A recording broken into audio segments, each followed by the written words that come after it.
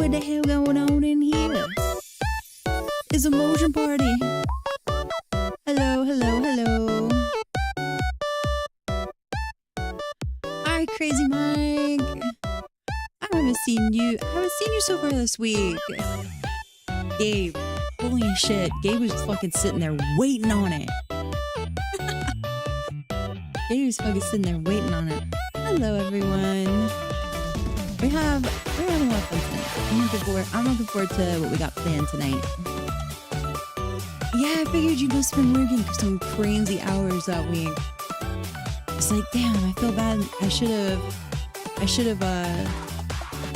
streamed like Thursday or Friday night last week. My schedule's been getting adjusted a little bit because I've been picking up a lot more collabs. And also I stream to YouTube now. And that's why I'm sweating. That's why, look at me. Look at, I'm sweating. I was running here as fast as I could. Oh no, you've been sick? You haven't been near any cruise ships lately, have you? I'm playing. Well, I mean, I hope not. I hope you haven't anyways. I've got to, you saw him. You're like, yeah, I know what's about to come. You saw it all getting loaded up on Discord.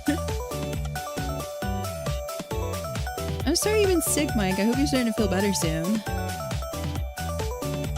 The worst part is to be, you have to work and be sick at the same time. I've been there before. But yeah, that's why I'm sweating. Just trying to get in here. The multi-streaming is kind of a pain. Or well, I'm still getting used to it. The YouTube feels completely different than Twitch. Also, I'm not sure if, like, I don't know if they only have vertical streaming on YouTube. I've never watched a live stream on YouTube, so I don't know what the hell. Yes, Killer B, I don't know when you were with us last.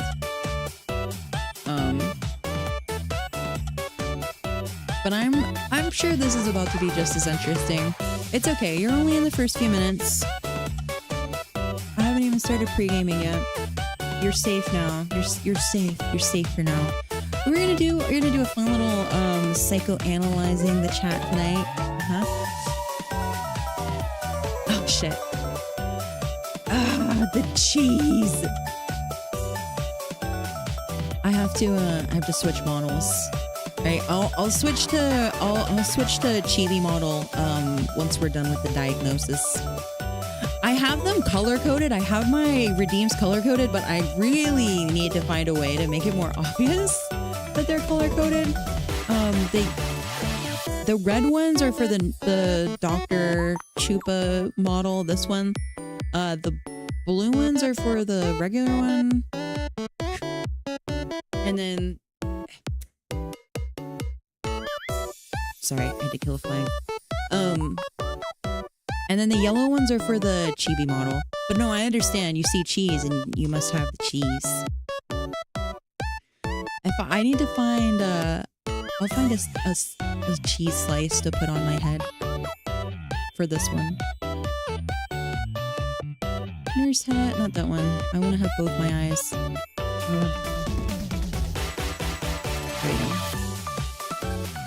Alright, I'm happy with this. Good.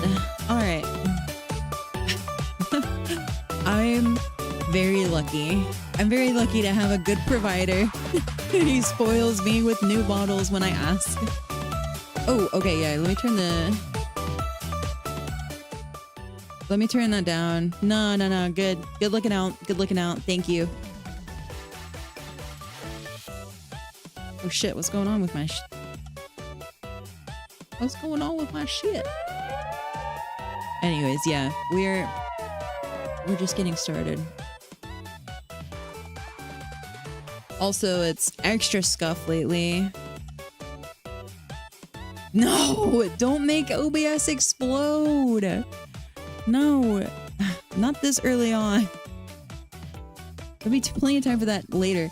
We have extra scuff tonight because once again I'm having to look at the actual fucking browser, like the actual stream manager in browser, because my new OBS overlay I don't know.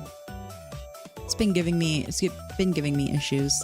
I could probably just look up more YouTube videos, but that would require more effort than I'm willing to put in right now.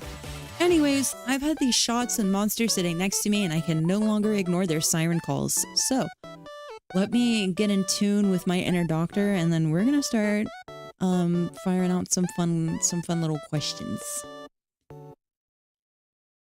Let's see who wants to step up. Okay, actually, I've already had my fill of the... I can't do this. I'm sorry. I can't fucking do the repeated background noise. If I'm gonna have background noise, it's gonna at least be something good.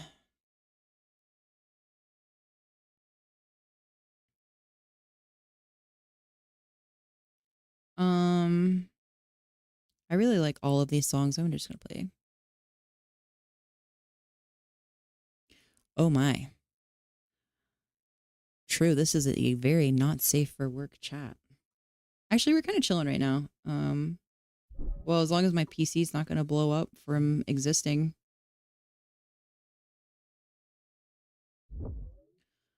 Don't mind me. I'm just going to get my music loaded back up.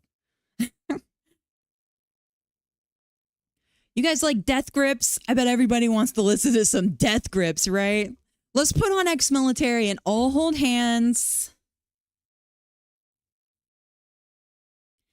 Cold spaghetti's pretty good. I like to put red pepper flakes. What do you call them? I like putting red pepper flakes on my spaghetti. Spicy spaghetti is the shit. We're gonna put this on because I really like this song. Tell me if it's too loud. I might start enjoying myself a little too much.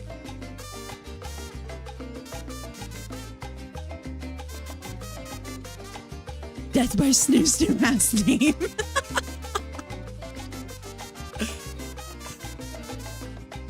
No. That's Gorilla Grips.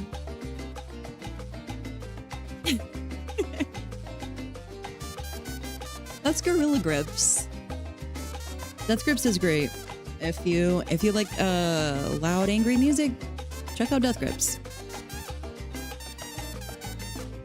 Unfortunately, I can't give you any more of the music that I listen to, because then I can't feel special for being one of the only people to listen to it.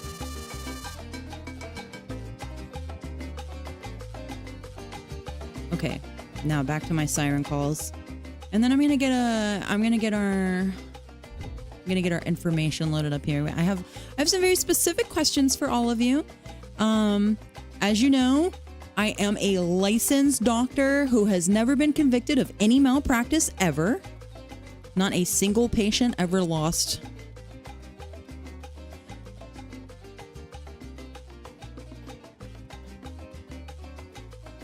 And I've decided to put it to good use. Reminds you of the motherland. But it's also way better fucking background music than the other stuff. And that's how they took my medical license. They can't. Tenure or something. It's a broken system. It's a messed up system. Don't blame the player. Don't hate the player, hate the game. No, I'm not playing on my phone. I'm taking care of business. Oh shit. Wait, what the fuck? Hold on a second. Hold up. Hold up. What's going on here? What's going on here? Crazy Mike. Oh my god, Crazy Mike. You can't be doing this. You can't be getting all these. Look at you. Making it rain up in here. Holy shit, Mike. All right, Mike, I diagnose you with giant ass nuts disease.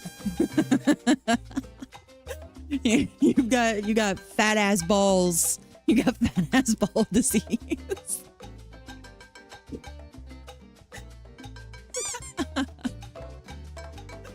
Hi, Roggy. Roggy. Gabe said his girlfriend diagnosed him. Why is nuts so big? Big ass nuts. Okay. Your chat will not deny me my drinks any longer. Getting in here. Holy shit. I'm being completely dead ass. All right. He said, no, it's not a joke. It's a serious medical condition. He's looking like the motherfuckers out of South Park after they start microwaving their balls to get the medical weed. He's hopping around on his balls like one of those gym ball, like one of those yoga balls.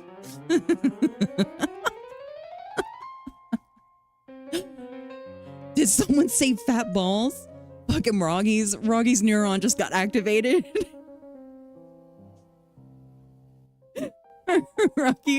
Roggy's neuron just got activated and the Automon was like, get that shit out of here. What do you think? You can just come in here and talk about balls? Okay, mod. Add balls to the list. Thanks for coming to join me, True. I hope the rest of your shift goes nice and easy. Nice easy shift for you. No craziness. And then they tell you that if you can do like a badass spin kick, they'll give you another 100K yearly. I packed you some apple slices. Mommy Roggy. All of them with the Leon kicks. Oh my God, I have an Instagram reel I have to send you later. Let me not forget. I can't forget about that.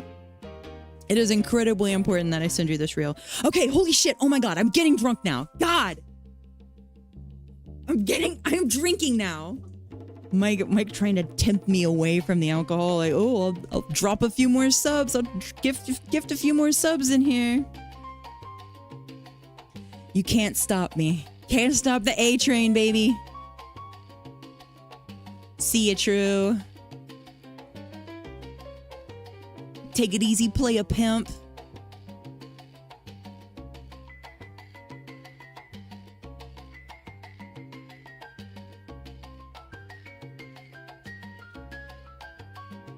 Wow, he was on top of it too. Oh, I look up and see that. Oh my God, I'm glad Booney's not in chat. Oh, thank fuck Booney's not in chat. Our mutual friend Booney detests burping. If she had heard me burp on stream, she probably would have reached for the fucking chancla. She would find a way to throw it through the fucking screen. She would find a way. She's Brazilian. They can make anything happen. Brazilians are just the Russians of South America. Wait, hold on. No, that doesn't. Brazilians are just the Russians below the equator, on the opposite side of the equator.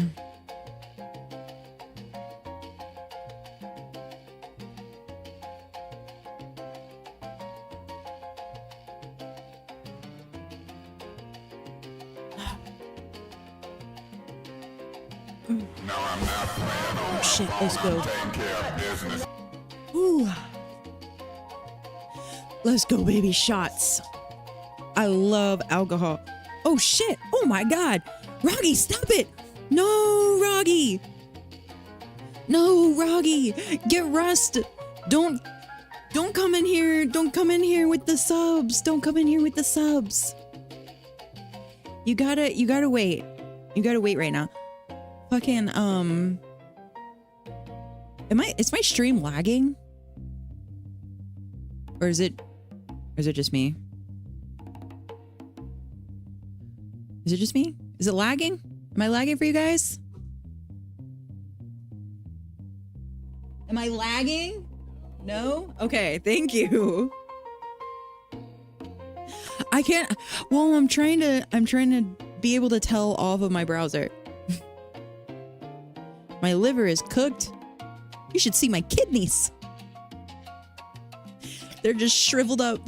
They're shriveled up and they're begging. It's okay. I have plenty of water during the day. I'm very responsible. This is why I say I'm high functioning. High functioning. Okay? High functioning. I know what I'm doing. I'm experienced. I'm experienced professional. Don't try it at home type shit. Froggy, you have to wait until I get my next allowance so that I can go start dropping subscribes in your streams.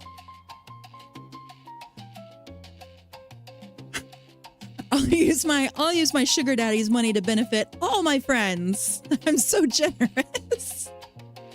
I'm so generous. I'll run with my boyfriend's debit card to benefit us all. Our boyfriend's credit card now. We get communism.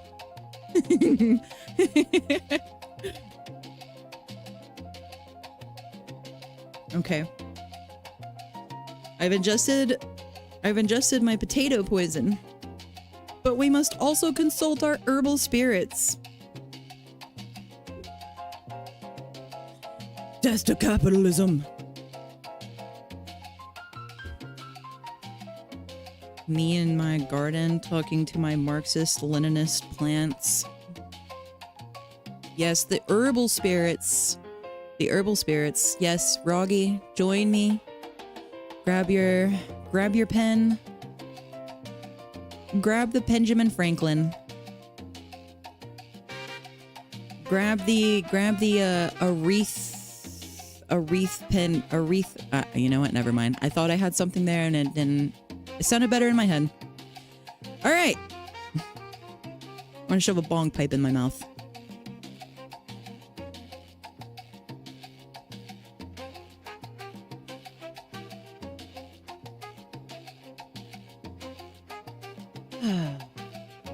Oh yeah.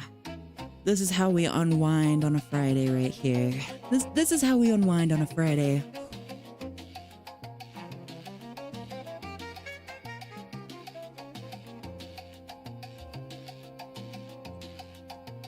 All right. Let me bring up my talking points. As I get mind right, prepare yourselves for the psychoanalysis that you're about to receive from a very professional and seasoned psychiatrist.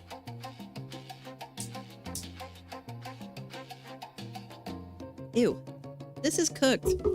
Why was this not a fresh bowl? What is this? What is this? All right, yes. Dr. Chupa is in.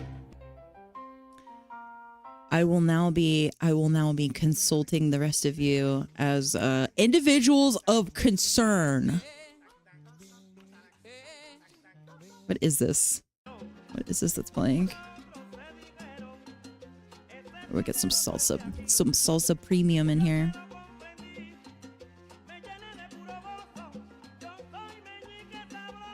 Oh, Jesus Christ. Crazy Mike, have you considered cocaine? It sounds like you need to consider cocaine. Have you ever taken a look at methamphetamines?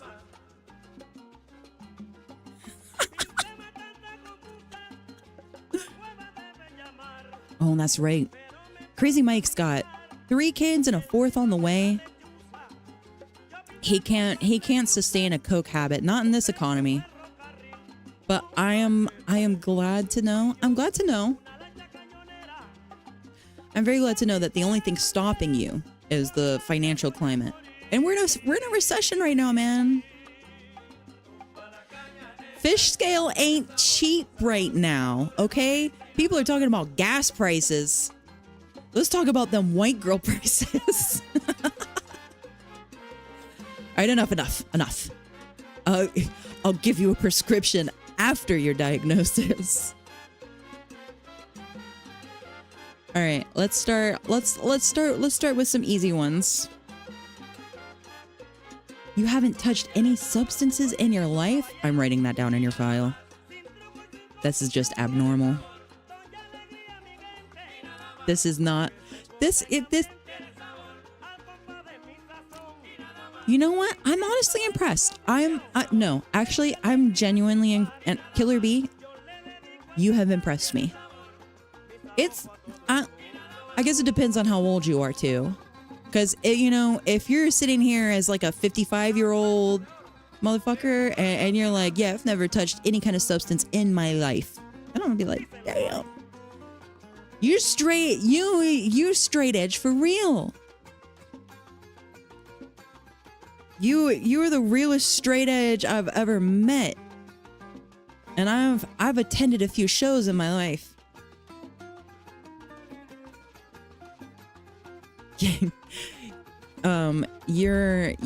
You are genetically coded with silly goose DNA. So yeah, it's in your file. Don't worry. Mike said, I'm drinking tonight. Mike said, you know what? I'll drink more for you. You don't drink? Cool. More for me. Oh man, dude. I remember one time I was in a PlayStation chat with some old buddies, right? And we were all talking about how we'd all known each other for years at this point, right? We were all talking about, man, you know, if we could ever find a way to all get together one day and party, like that would go crazy, man. Like that would be so fucking cool. And we're all talking about how much fun it would be to, like, you know, get together and get fucked up. And one of our friends that had, like, up until this point had been all in for it and was like, yeah, that would be so cool. That'd be so cool. But, you know, actually, I'm only going to have like 1 or 2 drinks because I don't want to look like some dumbass that loses control. And everybody, all the laughter, all the enjoyment, all the whimsy, sucked out of that chat immediately after he fucking said that. We're all just sitting, like, you could feel the side eye. You could feel the side eye in the silence, and we all just like, this bitch. Okay, only have 1 or 2, prom queen. We don't want you getting too crazy. Come the fuck on.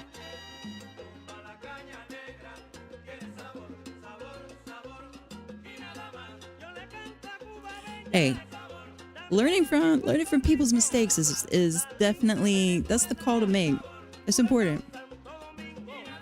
It's really pissing me off how small my chat is. I'm sorry. What you're saying is, like, definitely way more important. But goddamn, that is really pissing me off. I gotta hold on.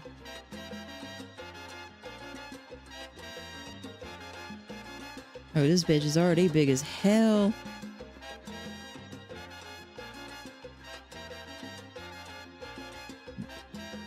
Oh well. Hey, you guys are used to the scuff already, aren't you? Yeah. You guys are already used to the scuff anyways. It's fine. It's fine. I love blocking out at anime conventions with internet friends I have never met before. Girl, come on now. Let me get in there so I can babysit you at least. They weren't good at leading by example. Gabe, I hear you on that one. But I've got things that I can love and hate about my family, but overall I gotta appreciate them. At the end of the day, they... Oh shit! I'm down here! Pick me up! Uppies! Yay! Wait.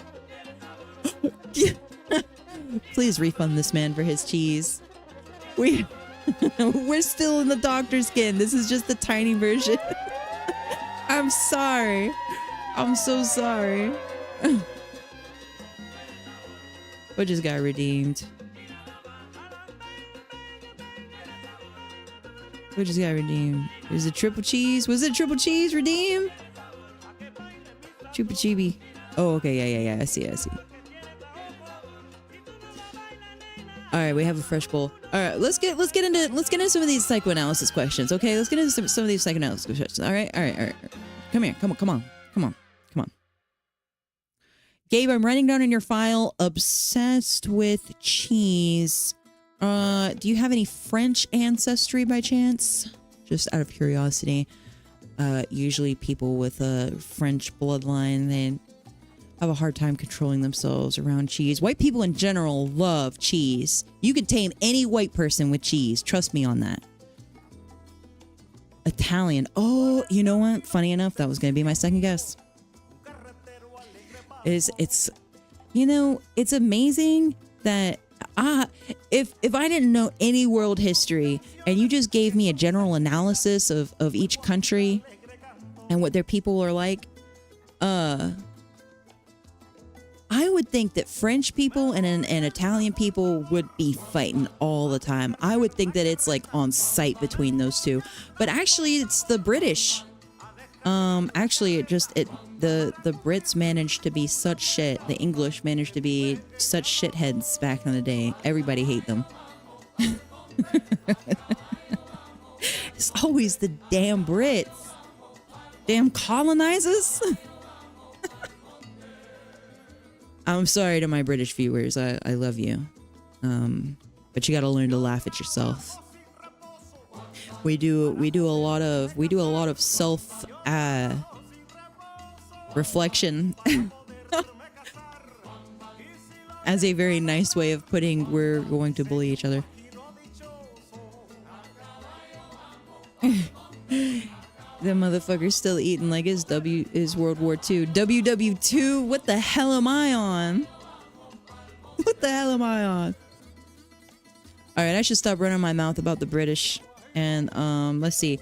Alright, everybody tell me your favorite game. This is the first part of our psychoanalysis. Hold on, let me get my notes up for everybody, because yes, I'm taking this very seriously. I'm taking it very seriously. I have my notes up for everybody. Alright, let's do a roll call. We got Roggy, we got Mike, we got Killer B, we got Gabe. I already had Gabe's pulled up.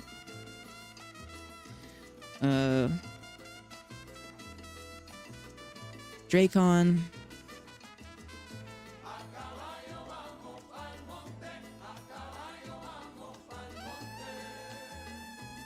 Alright. Alright, let's see. Killer B said Castle Crashers. You know, I've always heard such good things about that game. I've never played it though. Never played it. Crazy enough. Rocky said Red Dead 2. Understandable. I remember the first time I played Red Dead, I was like, holy shit, this is genuinely the best fucking story I've ever played in a game. And then I played God of War on PS4, and that kind of changed my mind for a little bit, but speaking of which, I need to get God of War Ragnarok on my PC eventually, and that game was really good, and I never got to get even close to finish it. Oh, welcome back, Crazy Mike. We're getting to our psychoanalysis section now. So please share with me in the group. Please tell me what your favorite game is. It can just be what your favorite game right now is. Your favorite game of all time. You don't have to think too much into it.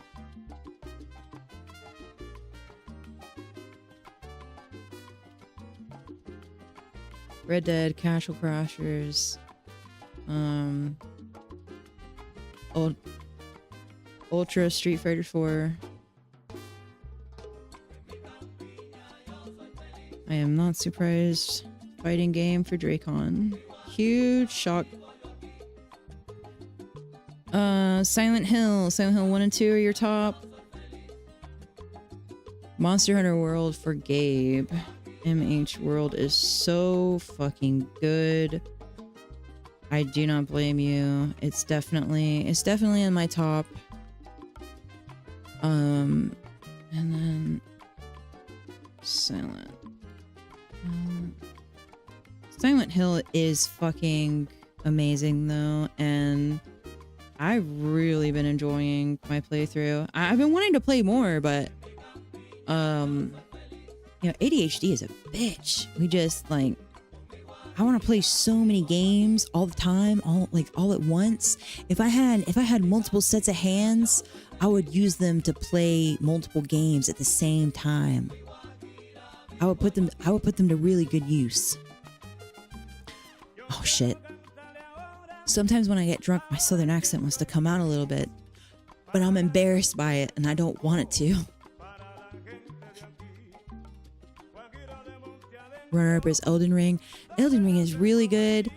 It was my first Souls game that I ever played, and I've always had a lot of fun with it because I didn't know that Dark Souls games gave you so much options for your build.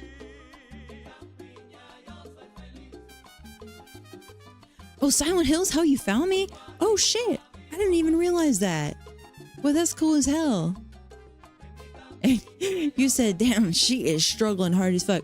Was it that first night when you were helping me with the box puzzle? Because I think that's the first night I remember having you in my chat.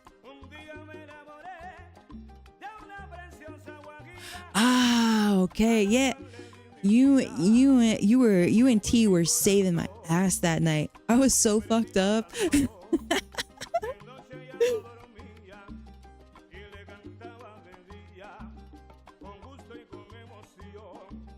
You found me on Twitter. Oh yeah, I just re-downloaded it and started playing 3 more.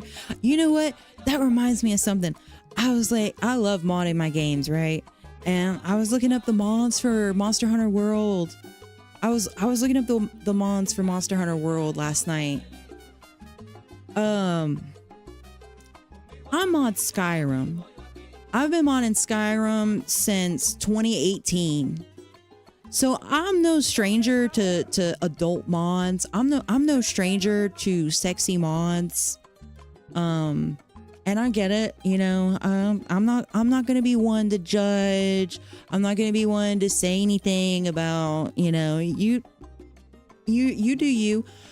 When I looked up the mods for Monster Hunter World on Nexus, there is such an insane amount of horny mods for that game. There are so many that I got sick of people. Roggy, you know, you say that as a joke, and it's like, oh yeah, people are making the NPC sexy and people are making their player character sexy. No, I had to scroll through 3 pages of monster cocks. I had to scroll through 3 pages of monster cocks to start getting to mods that I would actually care about. 3 full pages of detailed crafted mod of penises for every different monster in the game. There's a lot of different monsters in the game, and each and every one of them you can put a cock on them. I don't even want to think about what kind of shit is being recorded in that game with those mods. And that's what I'm saying. There's so many. One of them was just like insanely huge titties. I don't mean like, oh my god, those are big. I mean, they're like past the point of being sexually arousing.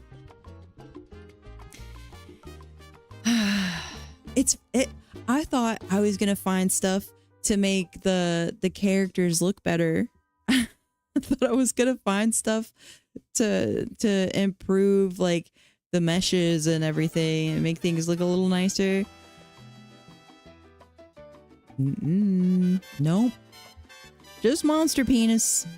Just tons and tons of monster penis. But anyways,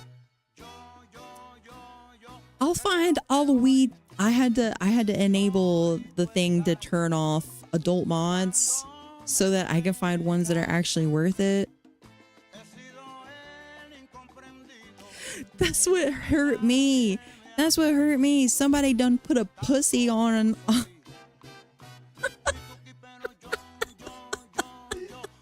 somebody done put a pussy on Kieran. They want to fuck My Little Pony. They couldn't even do it just the big old scary monsters. They got My Little Pony too.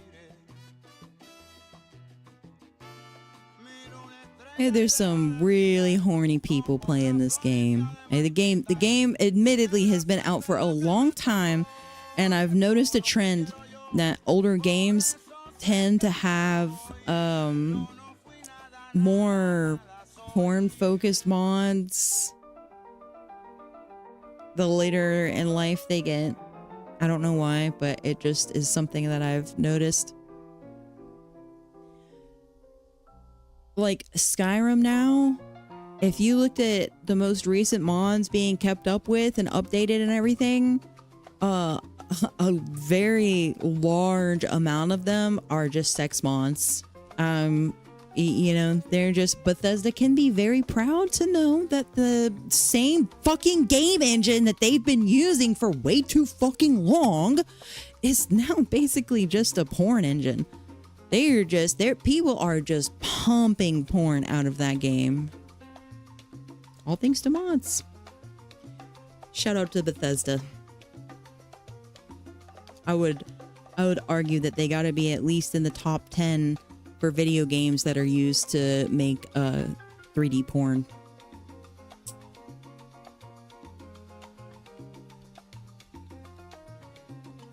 Anyways, how are we feeling, Killer Bee? Or how are we feeling now? Are we getting unhinged enough? All right, let's get back to the psychoanalysis. I went off on my tangents long enough. I got everybody's answers to the first question. Second one I had, give me one weird fear. I'm glad you're enjoying yourself. I don't know what time it is for you, but it's still pretty early in the night for me.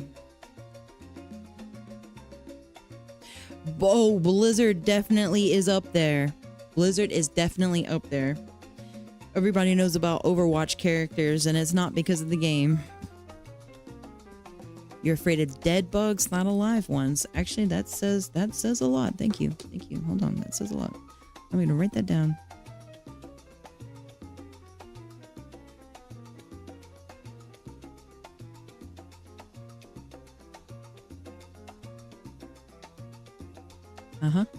Okay. Okay. Dead bugs scarier than live ones. Needles. Oh. Nobody hit the syringe redeem.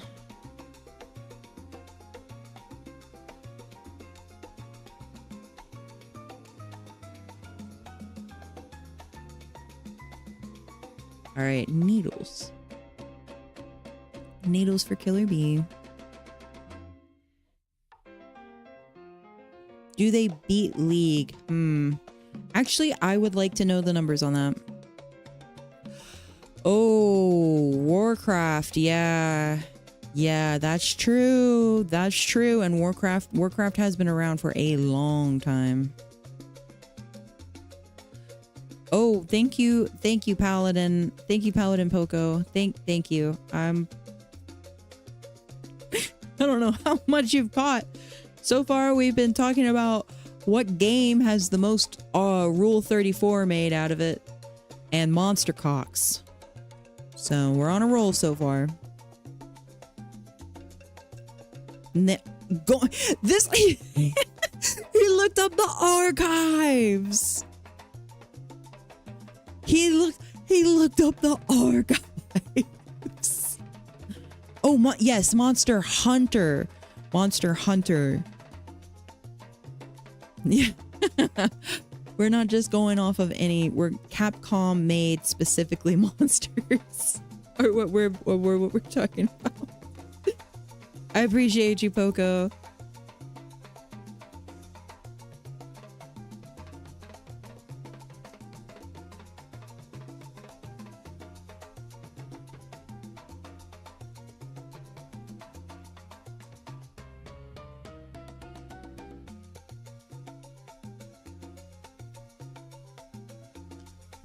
I wouldn't think Monster Hunter would be high up there. Okay, Drinkon, I'm going to say your weirdest fear. Your weirdest fear. Not your greatest fear, your weirdest fear. I'm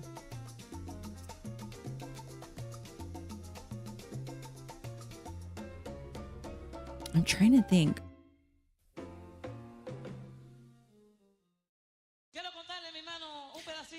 Probably snails coming out of your mouth.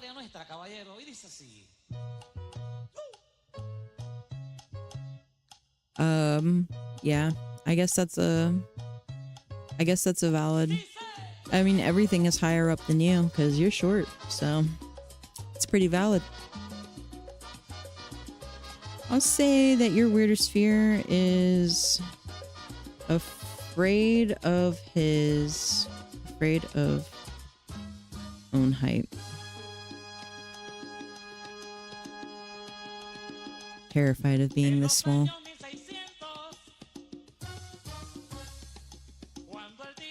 Your greatest fear is spiders. But what is your weirdest fear? What's the weirdest thing that you're scared of? You know what? I should probably be giving my own input into these. I'll say that my favorite game.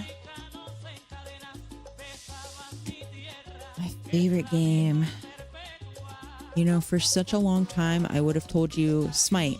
It's Smite because I would always end up coming back to it no matter how many times I uninstalled the game and said, I'm done. I'm never coming back to this game. It's over. It's over and I'm never coming back. I'm coming back eventually. But you know, I was just a console only pleb for a long time. Favorite game?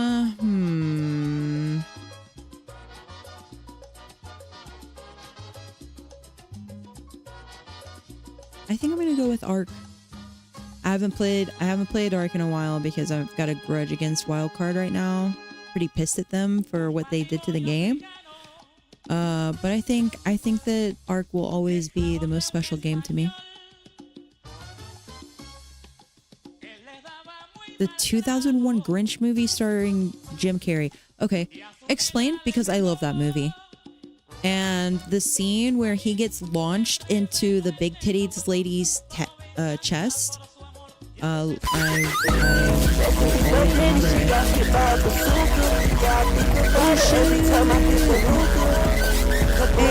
great time. Hey, thank you so much, Jastrix. I appreciate the raid. Oh, so just the Grinch himself scared you. Right now we are having a I am psychoanalyzing chat. So I'm asking everybody questions, getting their inputs, and I'll be diagnosing you at the end. As an adult who turns you on immensely.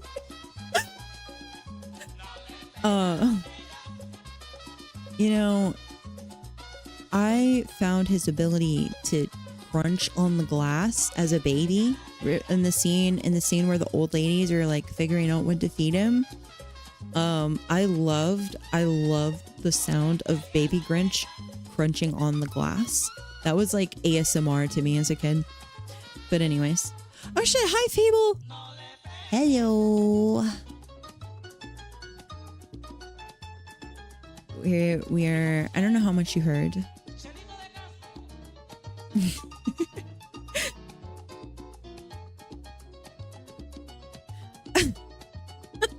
I'm so sorry. I will say that it could have been worse. And for a while I had the Charlie Kirk meme song as my raid alert. We are Charlie Kirk. We carry the flame. But it was like bass boosted as fuck. So it was just like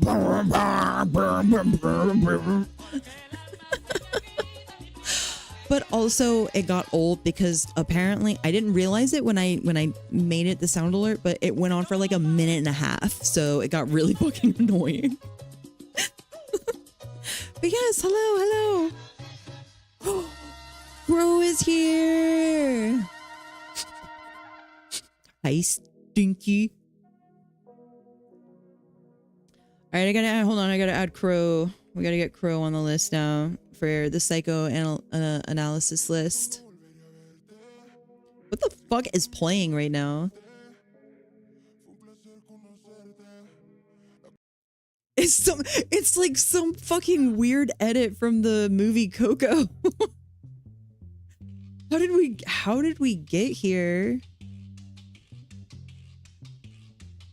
I'm gonna play my brain melt music for a little bit and then we'll change it.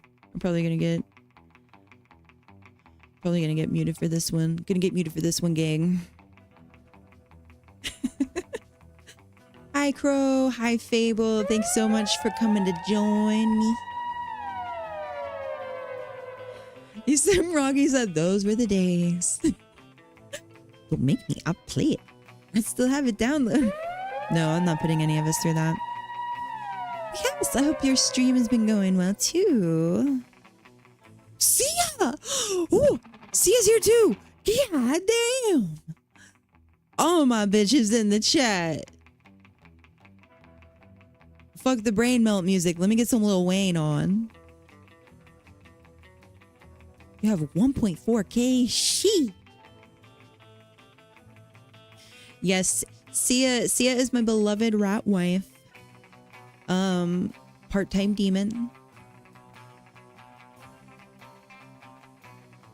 Oh, my fella's Q song. I'm too stupid to understand what you're talking about. Okay, I don't know what that is. Oh, I see. Okay.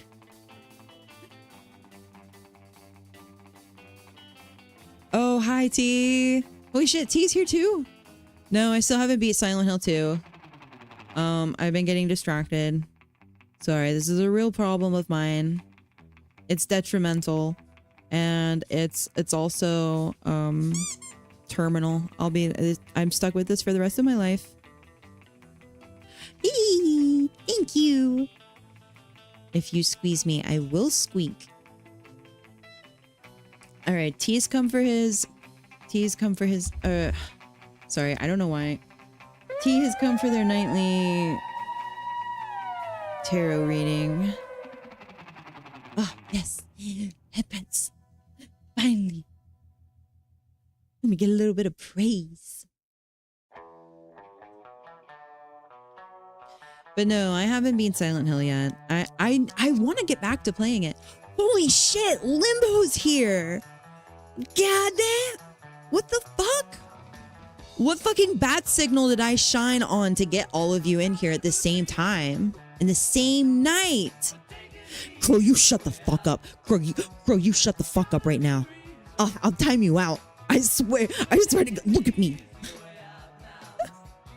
Crow, fucking look at me. I will time you out. Don't you fucking test me. Shut the fuck up.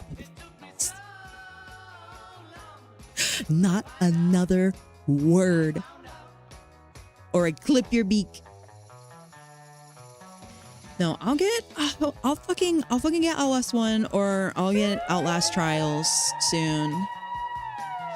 But I'm done. I'm done with 2. I'm done with 2. I actually created a physical version of Outlast 2, pissed on it, beat it with hammers, and then threw it into the ocean.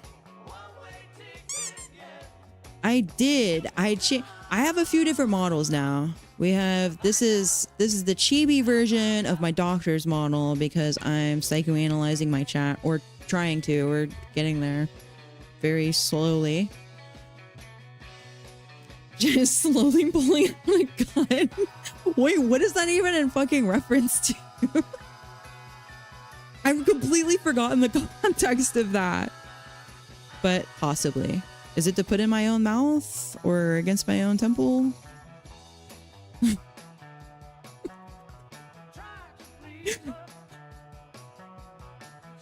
I'll sub to you on payday if you time him out. Oh my fucking god. But Crow's my bestie. Time him out for a single second so I gotta make that money, baby. Time him out for a single second. I'm sorry, Crow. You understand. I need the subs.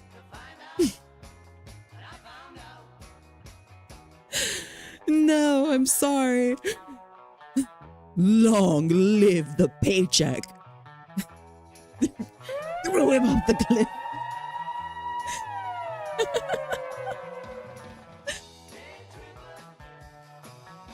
After Daddy Simulator.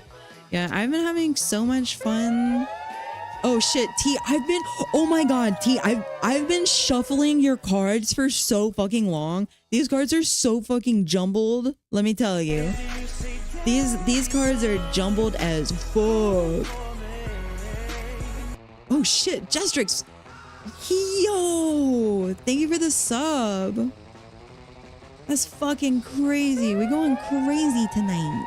We going fucking crazy tonight.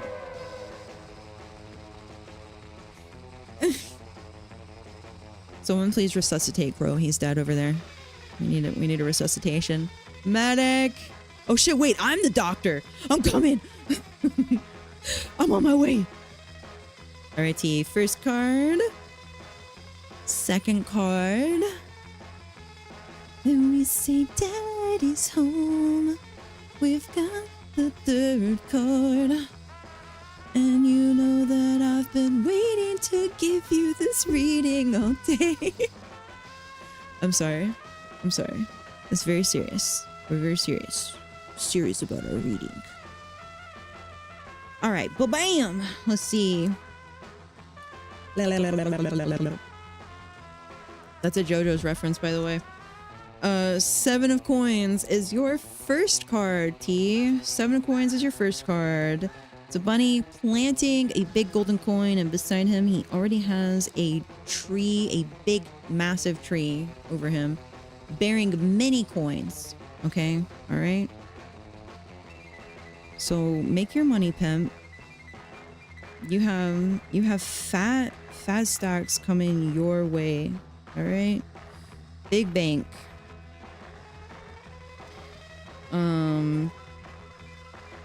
Two of Wands is your second card. This is an interesting card. The little bunny, he's got a little scrying orb in his hand, and he's looking down at all the different planet alignments. He's looking down at the whole, what's it called? Like, he's looking down like the whole Milky Way. Does that make sense? I don't know if I'm explaining myself well. We'll get that hand cam going. I'll figure it out. We'll get the hand cam going so that you can see the cards. Or something. Yeah, so 2 of Wands, that was your second card. And your final card is the Knight of Cups. This is a bunny that has wings. He's riding a unicorn with a beautiful rainbow mane. Okay, amazing. He's holding his pimp chalice. It's full. All right. Cup overflowing type shit. And he's marching on pretty proudly. Like, you can tell he's like, I got this shit on right now. Because he knows he's him. Yeah. Meanings. 7 of coins. Like I said, Fat fucking paper. Patience, long-term investments. Start diversifying your bonds. Start investing in stocks, not crypto. That's my advice there. Two of Wands, future planning, progress, decision making. Like I said, diversify your bonds. Take the money, put it somewhere that it's gonna grow. That's the best thing you can do. Knight of Cups, like I said, you know, he is that fucking guy. He represents romance, charm, emotional depth. Usually this is indicated of following your heart. So, okay, go and make that money. Go and make that money. It was promised to you 3,000 years ago type shit. And that is your nightly tarot reading. Thank you.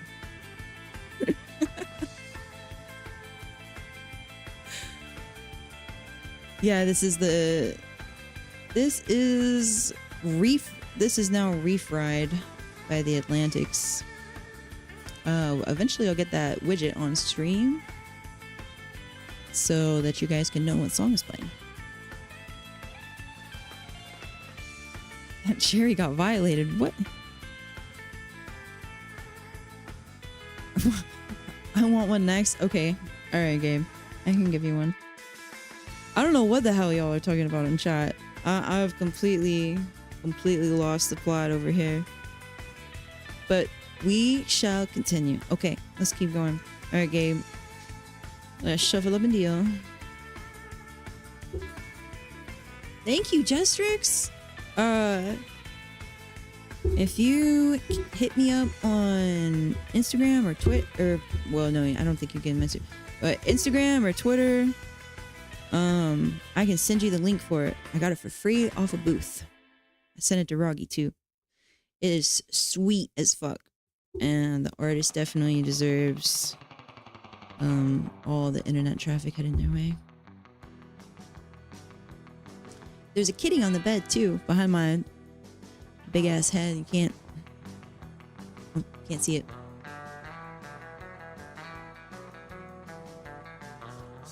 Thank you. Thank you. Even covered in blood. Three is the magic number. 3 is the word that will make everybody in the world smile.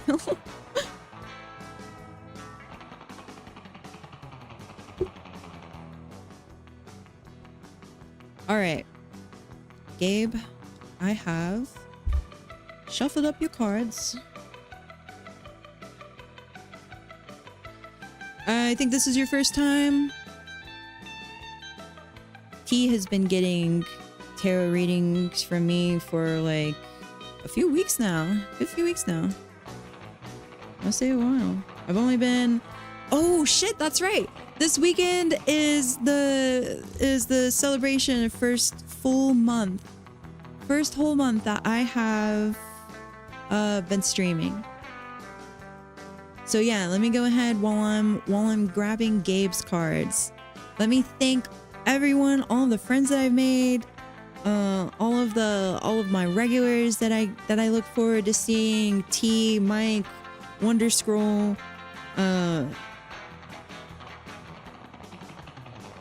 all right, that's 3. I cannot understate how much I appreciate all of you and how fucking amazing you have made my first month of streaming. It has been the most fun fucking thing I have spent my free time doing in a while. I have so much enjoyed getting to meet and talk to all of you. And I feel very lucky. That I got such a lovely group of people. Oh, thank you, Gabe. Damn, I appreciate that. I was talking about what got me into streaming the other night, and it's had an amazing impact. I'm just nothing but thankful. Okay, Gabe, I've got your coins here. All right, I've got your coins. I've got your cards. I've got your cards here. So first we have the Knight of Coins. Now, he's a little different than the Knight of Cups. He's looking a little more humble. He's not on a unicorn. He's just on a handsome dark steed. He doesn't have on some crazy drip. He's just got his armor and his money. You know, he's got his armor and his wallet. But he's humble. He's a lot more humble than the Knight of Cups. Second card you got is Six of Cups. Now, usually I say that this would be undermined by the Knight. Just based off of their meanings, but third card you got was the Ten of Coins. And this is like, how to put it? This is like what you would imagine a birthday party for a billionaire looks like, right? It's raining money. You got plenty of food. You got tons of people you're surrounding yourself by. Y'all are chilling. Y'all are having a good time, just basking in your wealth. So meanings here. The Knight of Coins, he also often represents hard work, responsibility. You know, you're steadily achieving your goals, basically, is what he's saying. You're working your way up to becoming big pimpin'. Six of Cups represents nostalgia, childhood memories, emotional connections. You know, we're talking about feelings of joy, childhood whimsy type shit. Encouraging you to use past experiences as inspiration for your here and now. You know, like look back and smile and appreciate where you came from. And that'll lead you to the Ten of Coins. This is also known as the Ten of Pentacles, by the way, but my deck has coins. This represents material abundance, right? Like I said, long-term security, family legacy. So just keep on marching forward with all of your endeavors. That's the word. Yeah. Keep moving forward with all of your endeavors.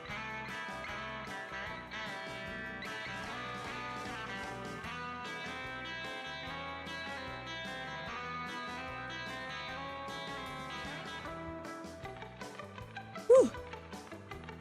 Damn, that made me thirsty. All right. Now that we've done our readings. Oh, okay, hold on. Yeah. I'll get you, Crow. Let me shuffle him back up.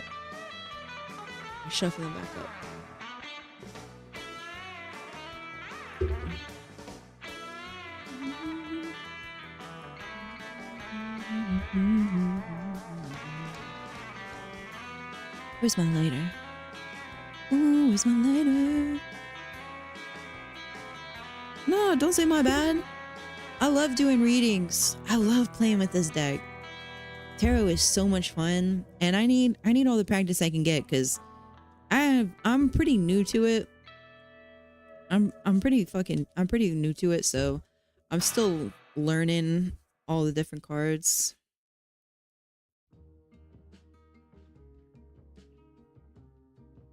Oh, I love this song. This is such a chill, happy song.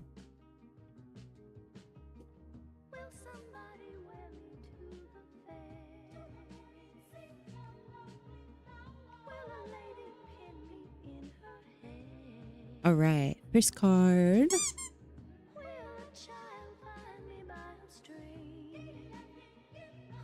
You have experience with tarot too? That's so sick. I haven't met anybody else that has really shared much of an interest. Crow has had some knowledge on it too. And I'm pretty sure Dracon only knows some of the names because of JoJo's.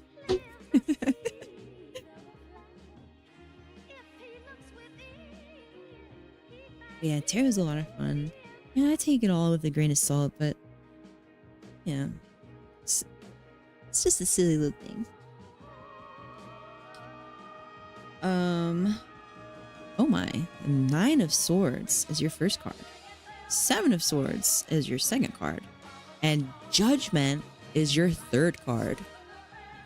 Ooh, Crow, what the hell you got going on?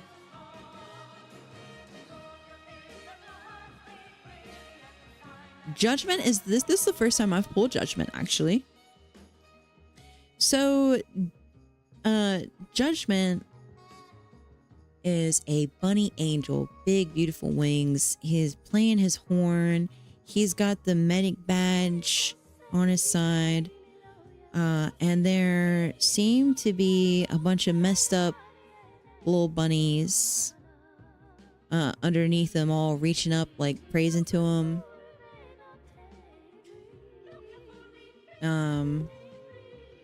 Yeah, it's the first time I pulled this card. They have like a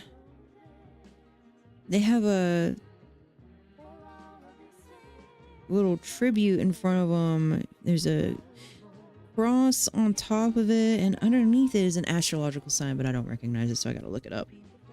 Hold on. So first is 9 of Swords, and it's a little bunny in bed, and they're like, looks like they're crying, and it's raining, and all 9 swords are pointing back at them. So this usually represents unhappiness or anxiety or fear. You got a little rain cloud hanging out over your head right now, Crow. It sounds like you got some kind of unrest. You know, something, that little voice at the back of your head might be nagging at you. But something is getting you down a little bit. The 7 of Swords, on the other hand, they're a lot more confident. They're wielding 2 swords in one hand and 3 swords in the other, and then they have 2 swords side by side in the ground beside them. This usually represents strategic maneuvering, sometimes involving secrecy or getting away with something.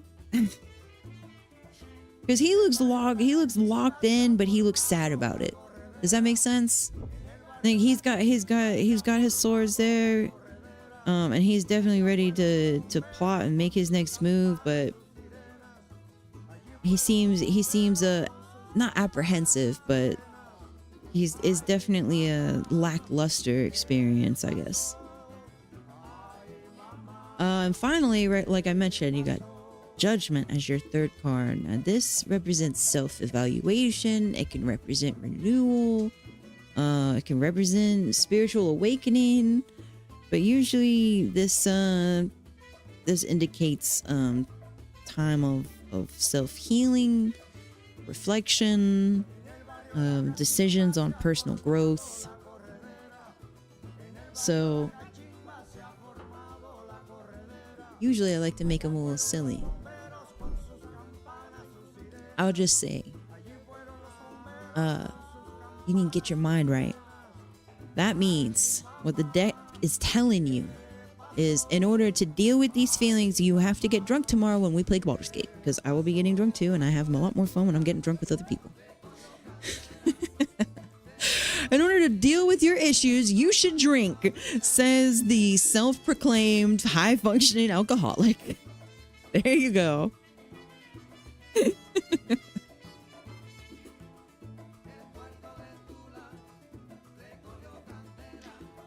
Gabe, your stuff, man, keep applying yourself and moving forward. And you're looking forward to big stacks. You're looking forward to a lifetime of financial security, my man. All right, Roggy. Thank you for lurking. Hell yeah. Yes, keep the grind going. Keep that fiery passion pumping. Because it's gonna pay off. You just gotta keep having the patience to see them through. Alright. Does anybody want one before we continue on with our psychoanalysis? Crow, if you would like to participate, the questions so far have been, what is your favorite game? Can be just currently your favorite game or all time your favorite game. And what is your weirdest fear? What is the strangest thing that you're afraid of?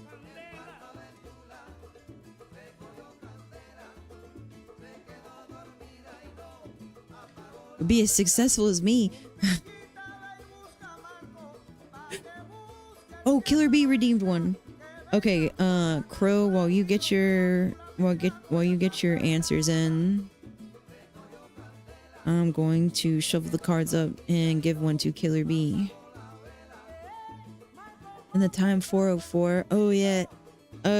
Is it the witching hour? I had a movie freak me out about the witching hour, but I can't remember what the exact time was for it anymore. Also, while I'm shuffling the cards, side note, has anybody ever watched the show Ghost Adventures?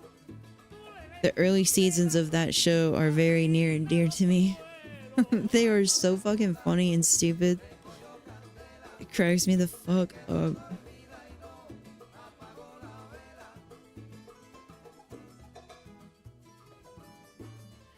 Alright. Shuffle up, shuffle up, shuffle up. And spread. Oh yeah, I meant to finish this thought earlier, but I think I cut myself off with a completely new thought. I usually say your spirit's coming over me and choosing the 3 cards here, 1, 2, 3, because usually in an actual tarot reading you would be choosing the cards yourself. But yeah. Oh, I thought angel numbers were the 3 repeating numbers. Or did you say 444 and my dyslexia is fucking with me? Okay, let's see. First card that you pulled, B, is Ace of Swords. Oh, you also pulled the Lovers. And you also pulled Judgment. That's fucking crazy. The Lovers is adorable. It's 2 bunnies. And they've got hearts all around them. They've got fruit. I think looks like 2 wands. One's bearing fruits and one has fire. And then there's like a kitty priest with a halo and wings, and they're dripped the fuck out. Yeah, hell yeah. This is the first time I've pulled the Lovers, so I'm excited right now. This is the first time I've ever pulled the Lovers. Yeah, I love them. They're so fucking cute. Yeah, and then lastly, you pulled Judgment. And the Ace of Swords is a very fucking cool looking sword with a crown shining at the tip of it. And you have like these cosmic swirls and butterflies, like space butterflies fucking floating around. All of the cards you pulled, very interesting. This Ace of Swords represents new ideas, you know, like breakthroughs, mental clarity. So you're gonna be on your smart shit. You're gonna have some kind of epiphany. Hell yeah! This is the answer. This is the solution that I've been looking for. The Lovers, kind of, you know, I'm sure you can take a guess there. It's love, it's harmony, it's relationships, choices. It's a very positive card.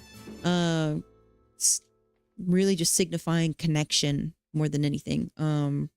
It can be deciding something in a relationship, but more than anything, it's making choices that align with your values. So like the Ace of Cards represents your ideas and your breakthroughs. This is you staying true to yourself and what you believe in. And then as I mentioned earlier, Judgment.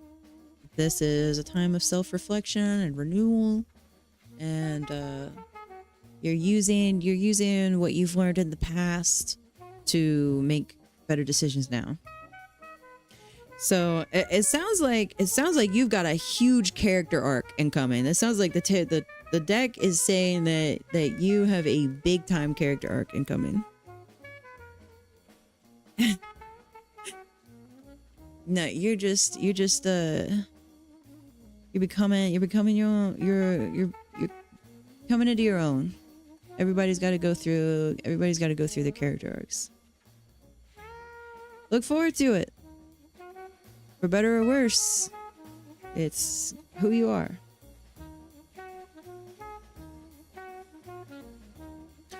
Oh, angel numbers are just numbers you see over and over again. Oh, okay.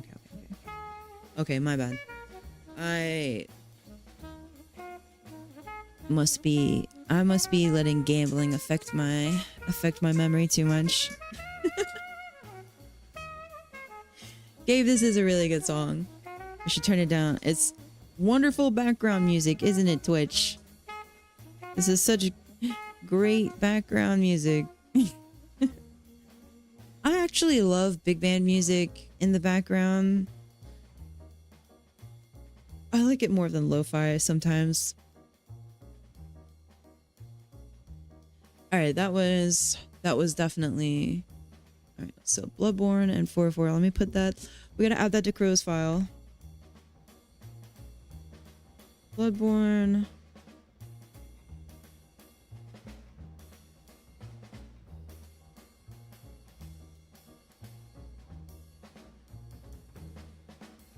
There we go. Okay.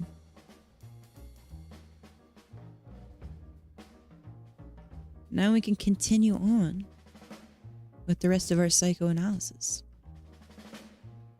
What is your go-to fast food order? I want to know where you go, and I want to know what you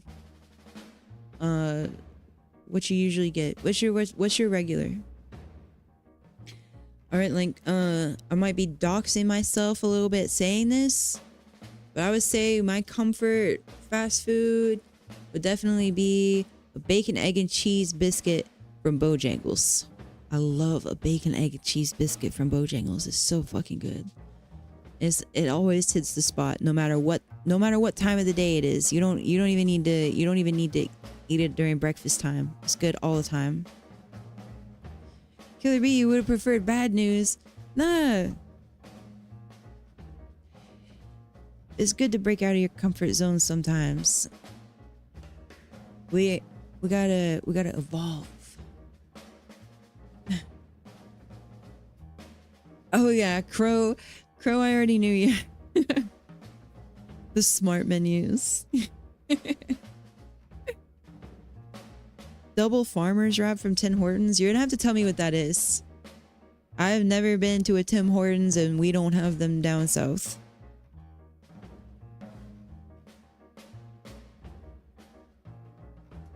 Oh shit, I didn't write down Gabe's.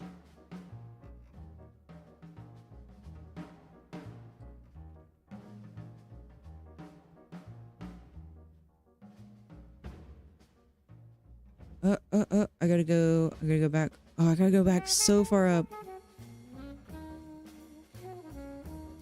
Oh shit, I just saw Limbo said he was trying to play something. I got so... Damn, I got so caught up with the gun jam, so I'm here. Oh my god. I know that motherfucker is long gone.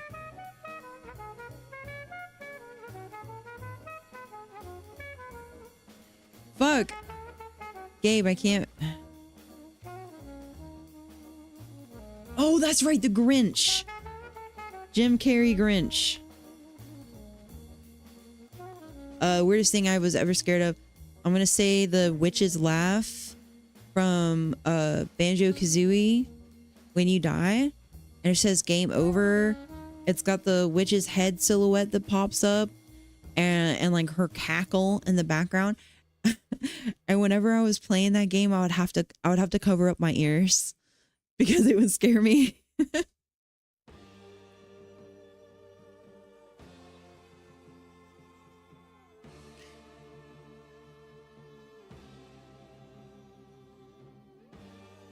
I don't know if Killer Mike ever said one either. I'm doing a really bad job right now as your group therapist. I'm doing a horrible job right now. It's a breakfast wrap with sausage, egg, cheese, hash brown, and chipotle mayo. Damn, that does sound good. That does sound fucking good. I don't feel like listening to Cream right now. I'm gonna put some of this on.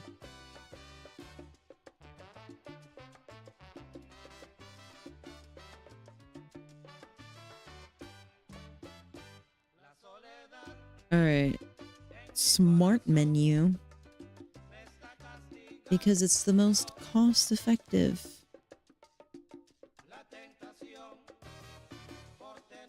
Oh, come on. Plus 20 nugs. Okay. And then we have our... Oh, Roggy. A woman after my own heart. Yes, the cheesy gordita crunch. With the fucking black beans. And Killer Bee's got a quarter pounder with cheese plain. You sound like Dracon. No, I can't have anything on there except ketchup.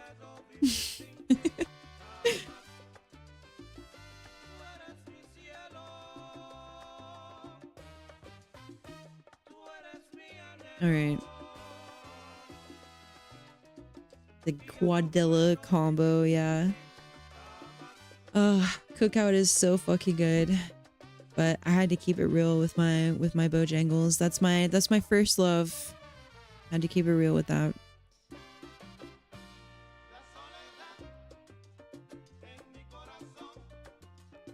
Okay.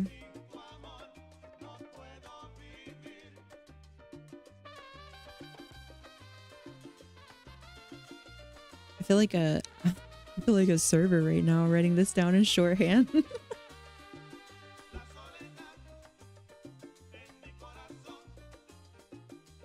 Cheesy gordita.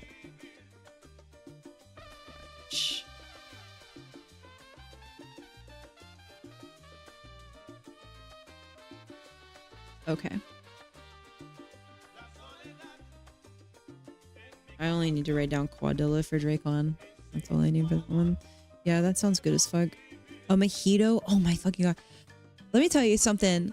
I want to say when I turned 17, I got taken to South Beach, Florida for my birthday. And I got a room at the W. And there was some bar like down the corner that was just all outdoor. It was just like the whole thing was outdoor and they had all these fans across the lattices. I got the best mojito ever. It was so... They crushed up... It didn't have any alcohol in it since I was underage. But still, even the virgin one was so fucking good. The crushed up mint that they had, or whatever it was, the muddled mint. I think that's what it is. Damn, that was good. I don't think I've actually ever had a mojito as a legally drinking adult. Anytime I've ever gone to a bar since I've been able to drink legally, it's usually a dive bar. So, they don't usually have mojitos there.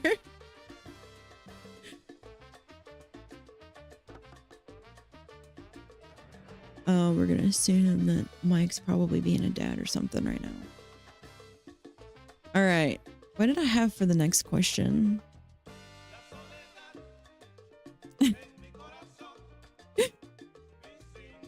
True can't even have ketchup on his. Oh my God. I'm not surprised after watching his food tier list stream. I was like, this dude doesn't have a adult palate. But I'm not surprised. That's the case with a lot of men in my experience. Most of them are on the Dino Nuggies and mac and cheese palate. I'm drunk on. Give him a fucking Chili's or something. No, it has to be special. It has to be as good. It has to be as good as the first time. Oh, I absolutely got shit faced at 16. But I wasn't getting served underage at bars with my parents. No. Well, oh no, I take that back. I did get served underage at restaurants with my I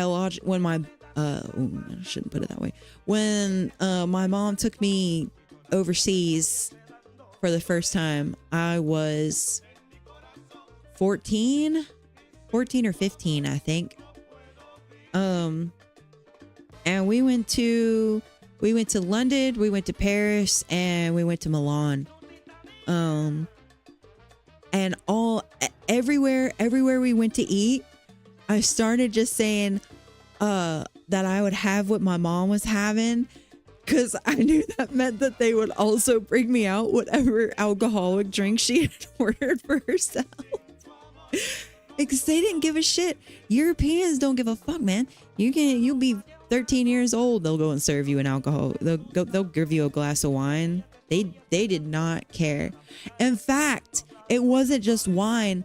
One night my mom was like, "Oh, I need Mexican food." We've been overseas. We'd been overseas for I want to say about 2 weeks at that point.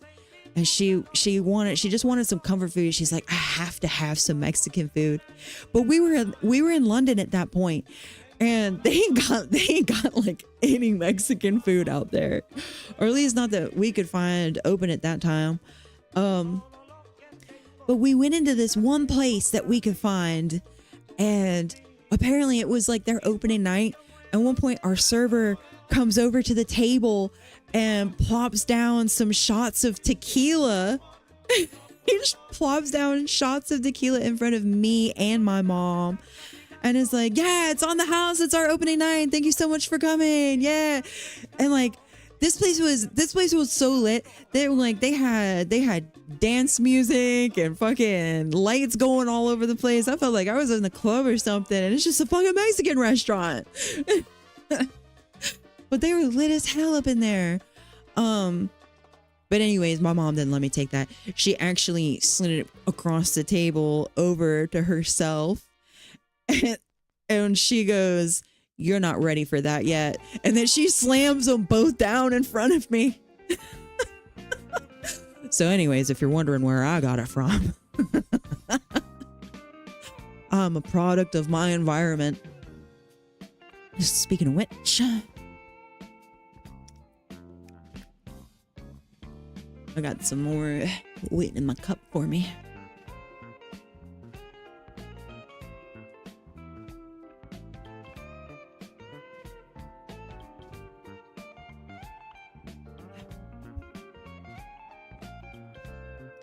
You know, I probably shouldn't tell this story. I probably shouldn't tell this story. So let me hit the bowl again so I can convince myself that it will be a good idea for the views. I gotta do it for the views. I gotta get into the content creator mindset.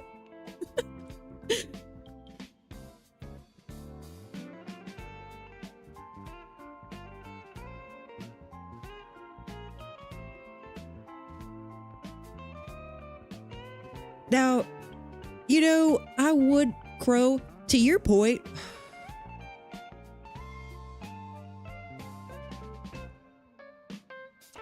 Hold on, I'll tell my other drinking story in just a second. Crow, to your point, my dad kind of made a big deal about it. And I'm just going to say this very low key and casually, and we're not going to like talk about it or make a big deal about it. But to be dead ass, he did not live long enough to really get to see me get to my delinquent years. And then with my mom, she was permissive about it. Like I said, when she took me overseas, she would let me drink the glasses of wine at dinner. She would let me have the glass of wine. And like on holidays, even if we're at home and in the States, she would still let me, like, if she had a bottle of rosé or something that she opened up, she would let me have a glass. And she didn't make too big of a deal out of it. And like when she found out that I smoked weed with my boyfriend for the first time, she didn't make too big of a deal out of that. But for some reason was fucking flipped as shit that I had kissed him. I don't know how that makes sense, but I guess she was like, yeah, weed, whatever, I don't care about that. You can't be kissing boys. But my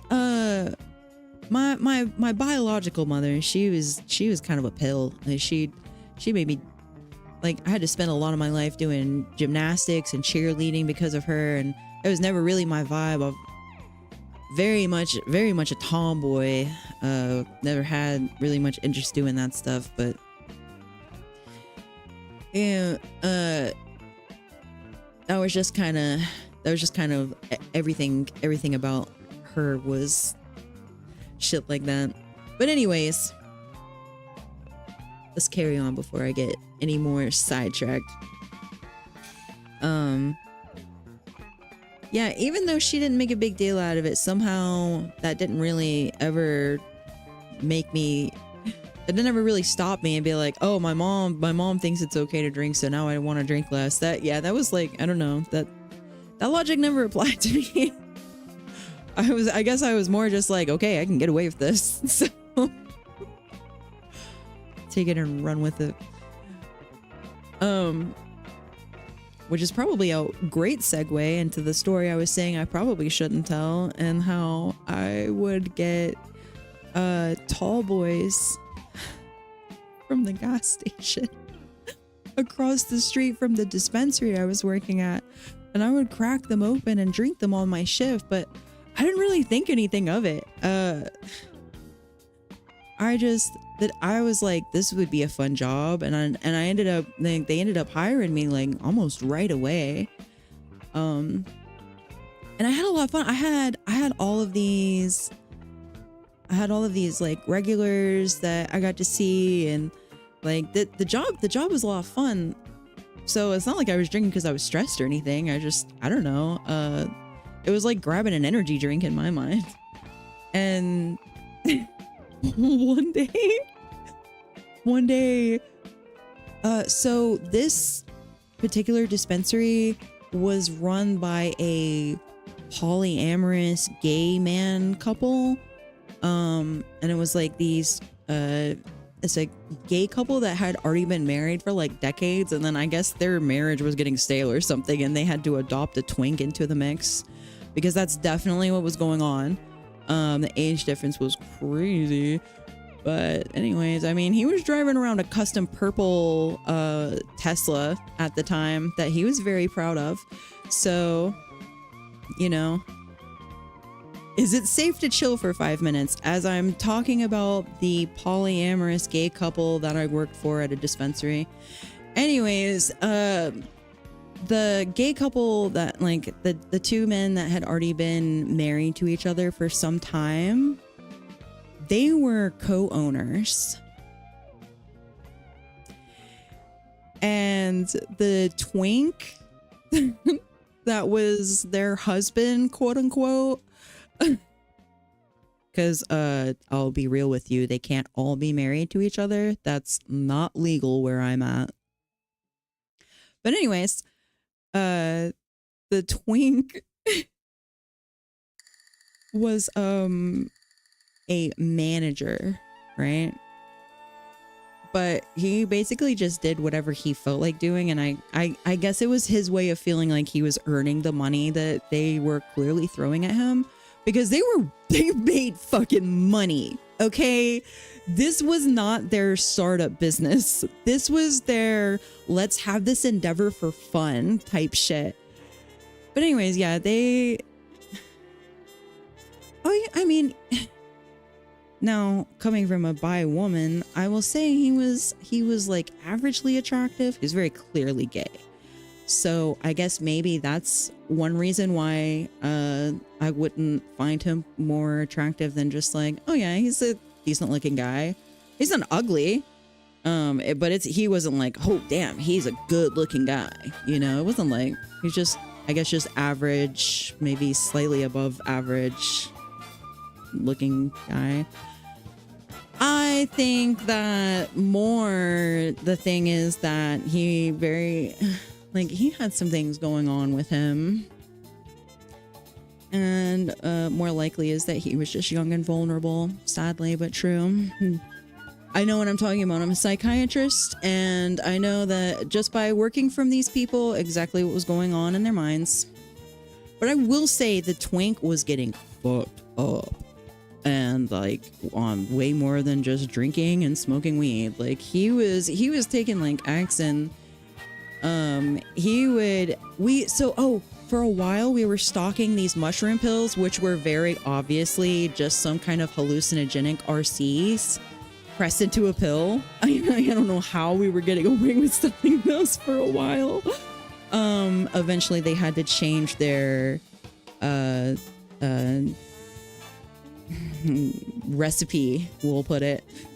So if that tells you anything.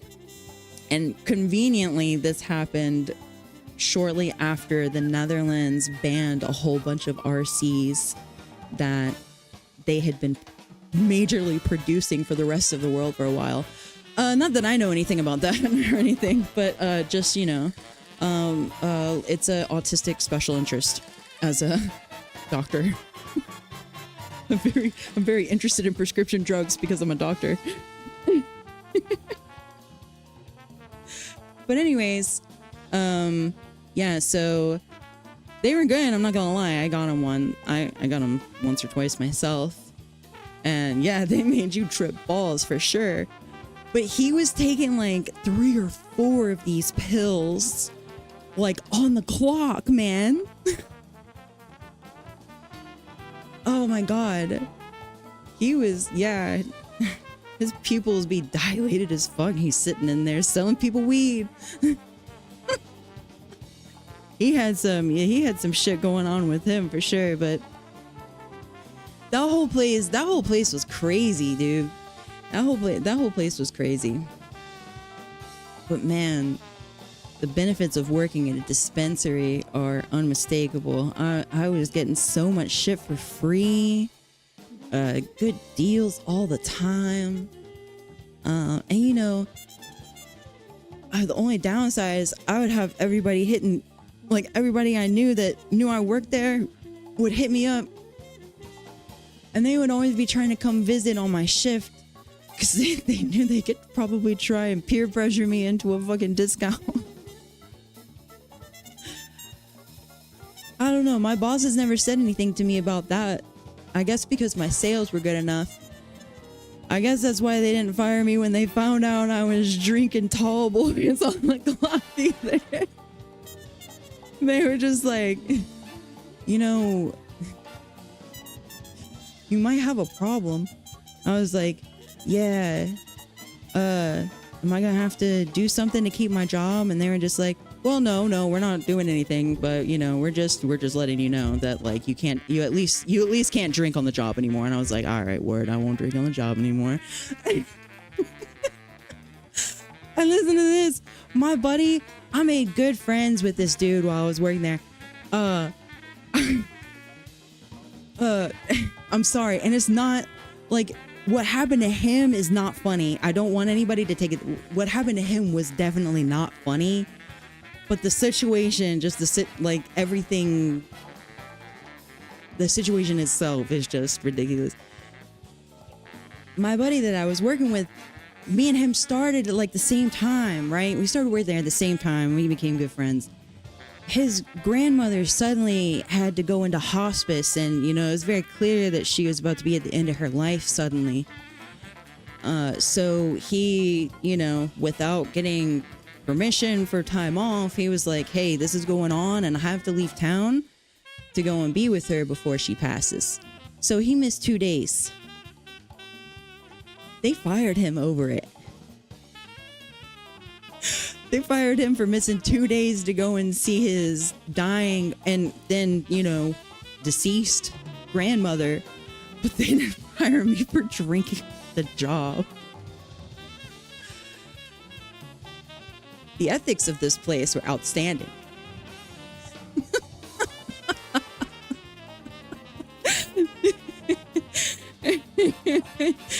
But see, he was a delivery driver and I was a bud tender. They're like, when you don't make us enough money to be doing all this, you're gonna have to get on out of here. But you know, the main dude and the clear, I don't want to say alpha of the group because that sounds so cringe, but like, you know what I'm saying? The top dog out of that threesome, he had a short fuse and he was a big guy. He was an intimidating dude. And he had no problem telling people to fuck off. Like he would not stutter. He would not hesitate. Remember my buddy that got fired for missing work because of his grandma? Well, before any of that happened, obviously, there was one night that I think he was trying to put his sales into the PC or something. I don't know. He walked into the back office to do something, and the office PC and the mini safe were like, it was like right under the PC desk. He was back there trying to do something. And I remember the big boss looked at him and snapped, "Do you fucking mind? I'm obviously trying to do something here." Like, think of the most aggressive gay man voice you possibly can. And he would fucking bark at you. But he was not going to be, he was going to stay a diva. He was gonna keep himself a fucking diva. The last thing I'll share about them is that same guy, now I will say he never snapped at me like that. He was always really nice to me. And there was a period I was working there that we were getting robbed like back to back to back for a few months straight. It was bad. And we ended up having to like implement all these other security measures and everything. Cause it was like the same guy, the same singular guy coming in there over and over. And he would literally just walk in, and grab the fucking jars off the shelves and just walk out. And, we didn't have like security or anything at that point. Usually, he was coming at like either so late at night or so early in the morning that it's only one person there because it's shift change. So he knew what he was doing, but he would just walk in and walk out with jars full of weed. And y'all remember when Kia Boys was like a big time thing? Yeah, he was very clearly riding around in a stolen Kia because it still had the plate on it and everything. And he would come up in a different Kia every single time he would rob us. This dude was playing on a GTA server, dude. Like, he was playing on a fucking GTA server. Anyways, I made the big boss laugh when I made a joke about him hitting the guy that was robbing us with his big ass fucking F350 or whatever he had. Some fucking ridiculously big, bulky pickup truck. I said something like, yeah, come to our dispensary's name. and you'll get manslaughtered, or you'll get vehicular manslaughtered. And he thought that was funny as fuck. It was like the hardest I ever made him laugh. The hell just started playing. Oh, definitely not. Can't have that playing.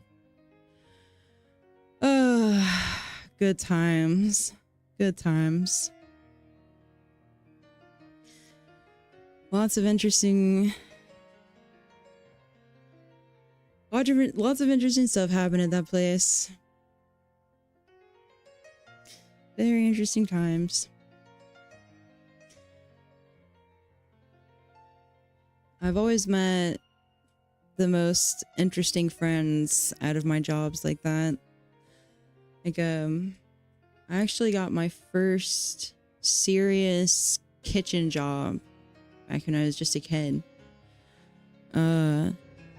Through a buddy of mine that I met through vandalism through graffiti. I used to paint when I was younger, and he had a younger brother that was working at this Irish pub in downtown of where I lived, and it was this nice ass place. It was a from scratch kitchen Irish pub. They had this huge fucking oak wraparound bar. This place looked like it could have had fucking like a show like a Cheers filmed at it or something. Like it just had that look about it. I had a very interesting childhood. Because I was still in my teens and this guy was like 30. But it was never anything weird. Like, he was never creepy. He had a wife and kid, and we became like their babysitters, like their go-to babysitters for their kids and stuff. Like, it was very much a more mentor kind of relationship. And he was awesome. I still keep in touch with him to this day. Yeah, you don't forget people that you get arrested with. That's a lifelong bond that you make with somebody. But his brother worked at this sweet ass restaurant. And yeah, I loved working at that place. They would have live music some nights out in the restaurant. We always had such a surplus of PBR that it was totally acceptable for the, like, when I mean surplus, I mean it would be like stacked to the ceiling, because we wouldn't always have enough chickens to make a beer can chicken with.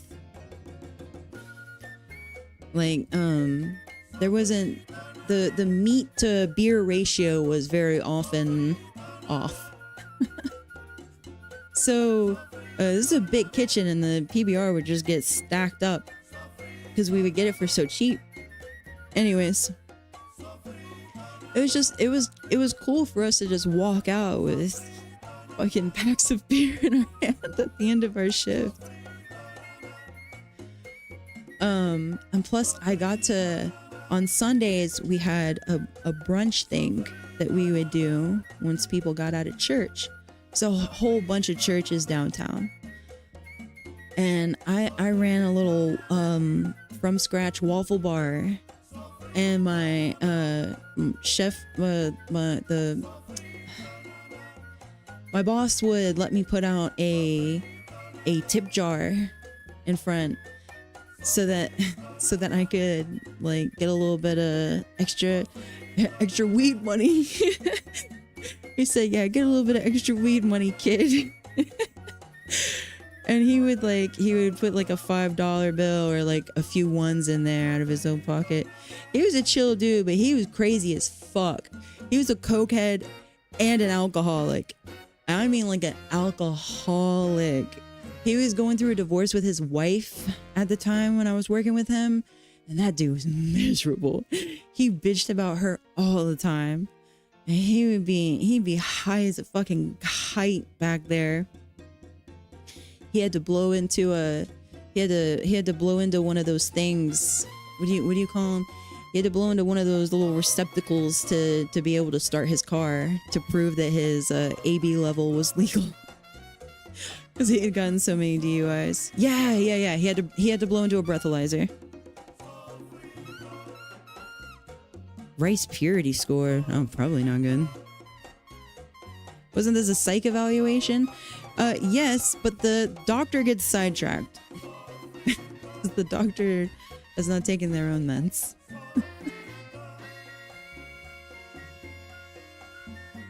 In fact, I was supposed to get on Rust at some point and start a pirate roleplay, which I was very much looking forward to. So if you're gonna question things, I guess I'll just do that. Anyways, the breathalyzer at that restaurant was in a total shock. I think I can remember at least one other guy that had to do that too, in order to drive his car around. And I actually remember the day he came in and got the final DUI that did that to him, because he was drunk as fuck and he fell asleep in his car, like in the driver's seat of his car. It wasn't cranked. The keys were just in the ignition and he passed out. And he woke up to a cop tapping on the glass, like the window. And they were like, yeah, you still get a DUI because the keys are in the ignition. So even though you weren't technically driving while you were drunk, you were clearly passed out, drunk as fuck. And we're still giving you a DUI because the keys were in the ignition. Do you want to hear about that time I drowned someone? That's not what's going on here at all. I'm simply recounting joyous stories of my past. But yeah, you can't have the keys on you, or you will get in trouble. Thankfully, I actually do not know from experience. I've never gotten into any kind of trouble like that. That was never the kind of stuff that I was getting pegged for. So I got away with that one every time. No, I'm kidding.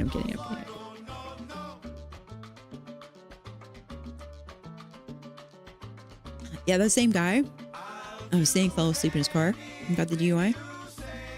That same guy, he lived with the younger brother of, you know, the guy that I was friends with, the older brother that I was friends with. Because they worked together, they were in a band together, and they lived together, right? These guys were living. These guys were living.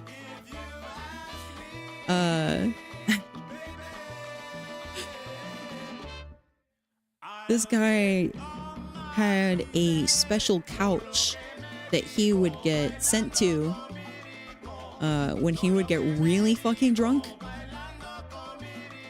The roommates would make him sleep on this couch because he was known for pissing in the bed when he would get really fucked up. So he had his own piss couch for his super drunk nights. The dude definitely had a problem. But what's crazy is at the time, everybody talked about it like it was the hilarious joke. Childhood. You get to be my age. I'm actually 75 years old, by the way. How long am I gonna be streaming? I don't know. I usually just kind of play that one by ear. A little bit. Wait, now the note makes sense. What note?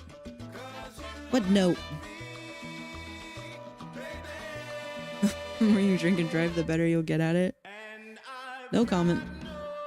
I plead the fifth. No, oh, the note, yeah! It's couch! Yeah, yeah, we see how seamlessly I integrate. I am a master at transitions.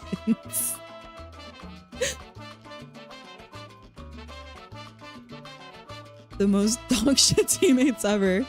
You sound like Dracon playing CS. Yeah, see, I slip them right in there, and you don't even know it. And let me guess now, I actually haven't had Discord open, and now it's not going to open for me because it's a pain in the ass. So I got to bring out the hammer. Where are you? Where are you? End it. End it.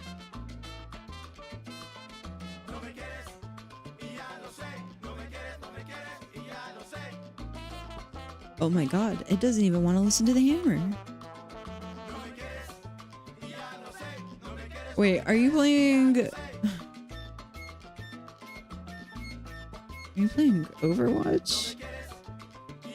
What are you playing, Gabe? Is it Overwatch? I can't! I'm fucking... Discord doesn't want to behave whatsoever.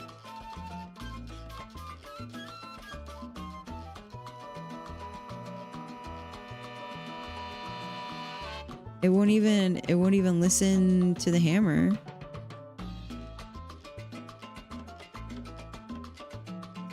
Well, I guess I can't open up Discord. It's just not going to fucking let me, clearly. I do not know why.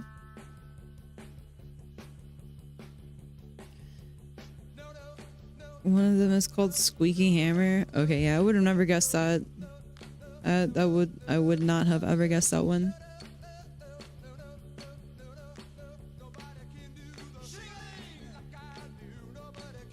This is a great song, but we can't do that.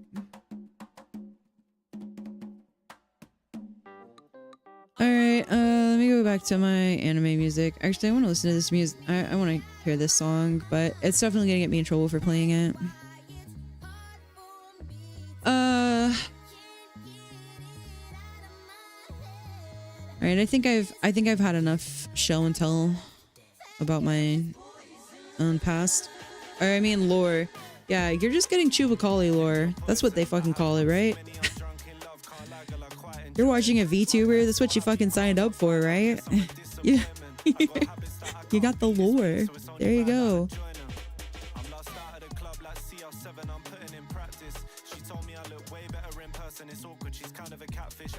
Oh yeah, audio sources. Yeah, see the thing is, the thing about that is that I couldn't because I didn't actually have a chance to do it with Drew today. But he's gonna help me tomorrow before we play Baldur's Gate.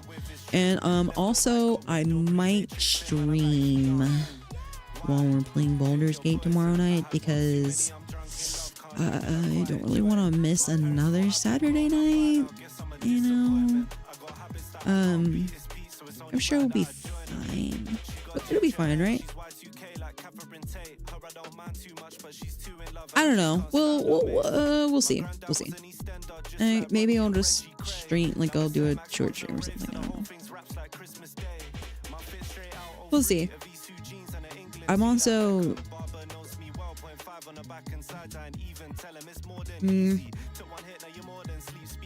I guess I could always make it up with an additional stream after Sunday, but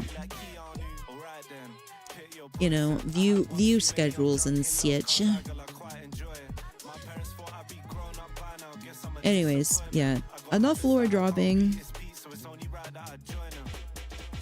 Enough lore dropping. Maybe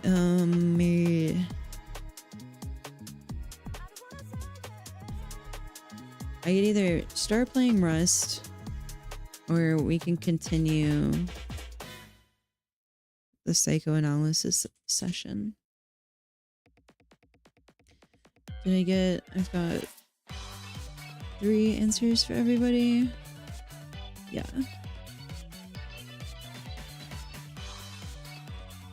My next question was going to be, what animal do you think you would survive as?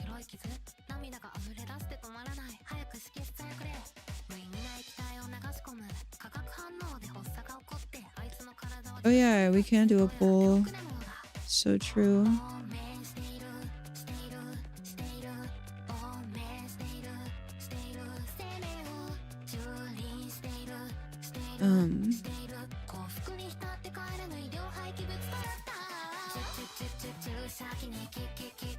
Here we go.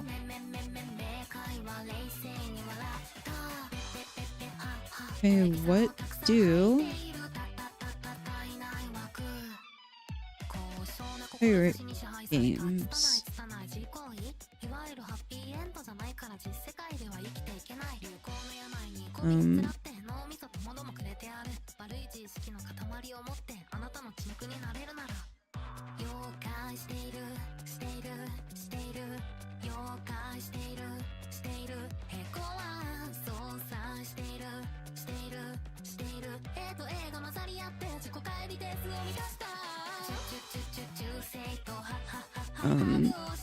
Wait, should I allow the rich people to vote more? Yeah, let's make it like real life politics.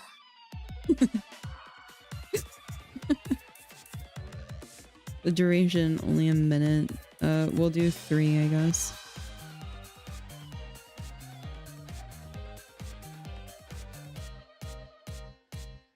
No, just whatever animal you think you're most likely to survive as. Like you personally, if you had to turn into an animal and survive in the wild, what would you choose to make sure you could survive? Okay, thank you, Sia. Good night. Thank you for being here. I hope you have the sweetest of rat dreams. Dream of much cheese.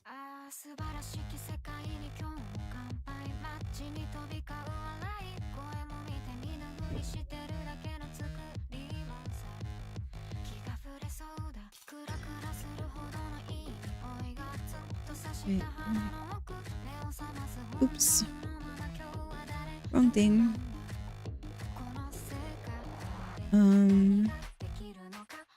Did my favorite song? Oh wait, no, I didn't play yet. I'm looking forward to that one.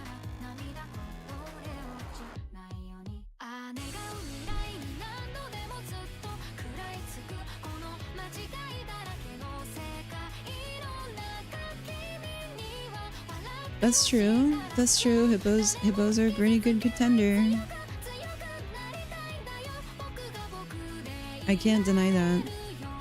I guess I didn't also think about whether or not this would be... No, you'll just start out full grown. You'll start out as an adult.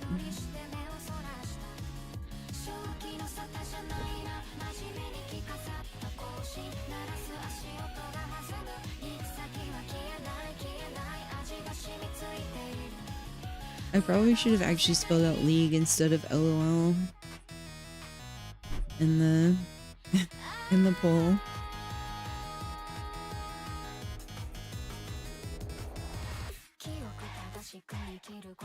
The real question is, are you actually going to be in your current environment? Which I feel like that might need to be the case for the question. If you had to turn into an animal that is like local fauna. But actually maybe that would be kind of boring. What would I turn into? We have bears. That wouldn't be bad. Also dog. Let me just turn into a dog.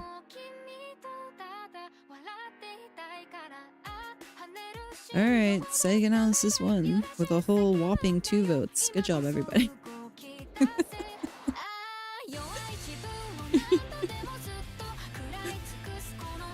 All right, rules. The rules are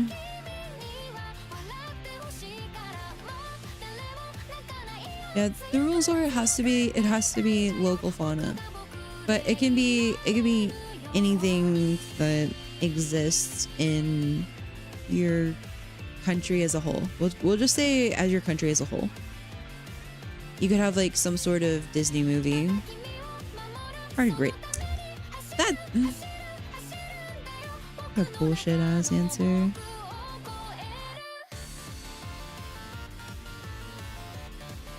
No, that's a bullshit answer. Okay, hawk. Yeah, hawk is a really good choice. Being anything that's able to fly, I feel like is a really good choice.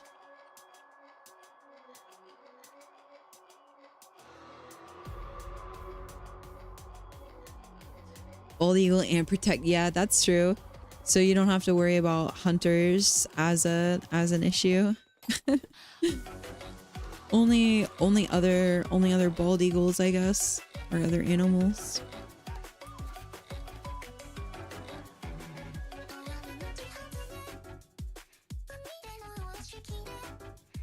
But bald eagles are like big as fuck, right?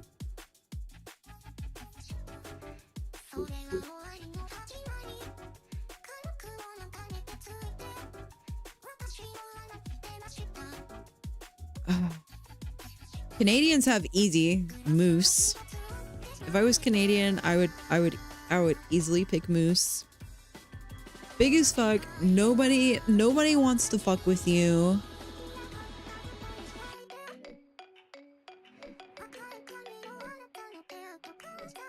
What the fuck are you guys? Did Crow just get JoJo's? And next you'll say, oh, it's even worse than I thought. I get why Crow wants to tear his skin off now.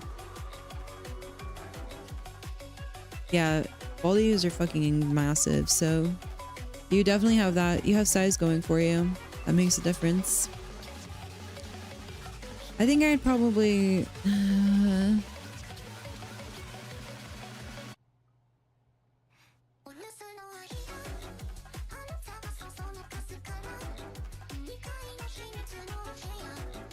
raccoon could be pretty fun, actually.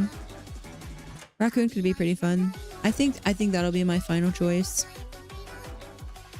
If I end up as roadkill, oh well.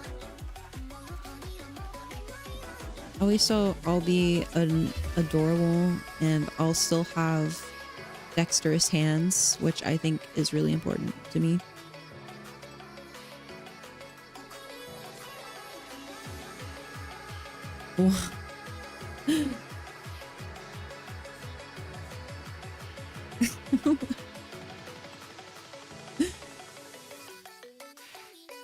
I mean, a dog wouldn't be bad either, but it's so basic. We gotta think outside the scope of domestic pets. We gotta think wildlife.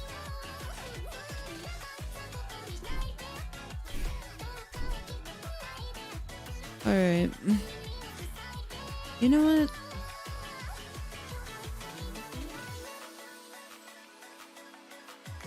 Oh, wait, don't I have pizza?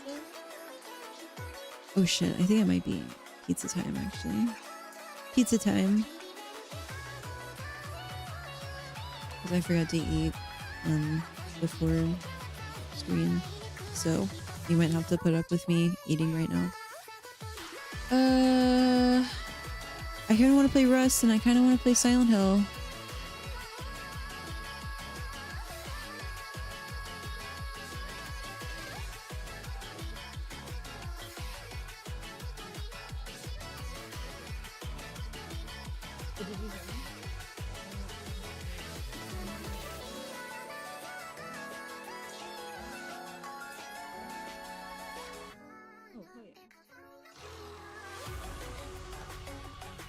Oh, we're still talking about ASMR stream. No, not when I'm chewing. I thought people would find that gross.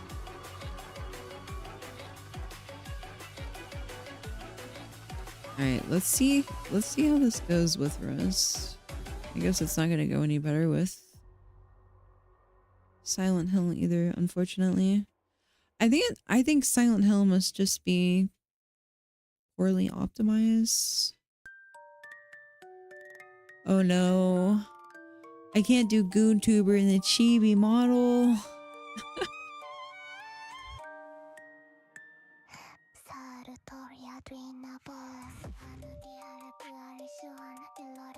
No. It's... Can you guys not see the it gives you a description, right? I made the description make them bounce. So if that tells you anything.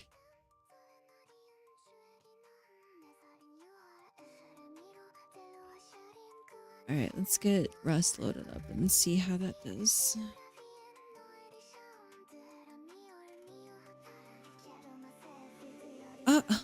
What the hell? I haven't been able to see any of my YouTube chat until just now. Okay, so I'm gonna have to look into fixing that.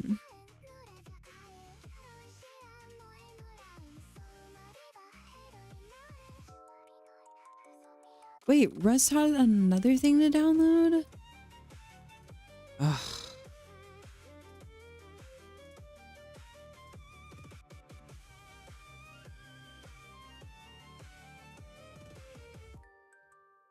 Oh well, I'll have to make sure I thank Mike next time I see him for following me on YouTube too.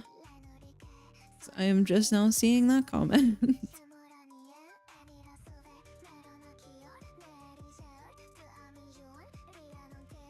Yeah, what the hell? Okay, yeah. It's got yet another update. So while I'm updating that, let's look at our combined results here. Okay, so we had Hawk for Crow. Funny enough, not a crow. But I understand Hawk. Probably better survival rate. It's understandable.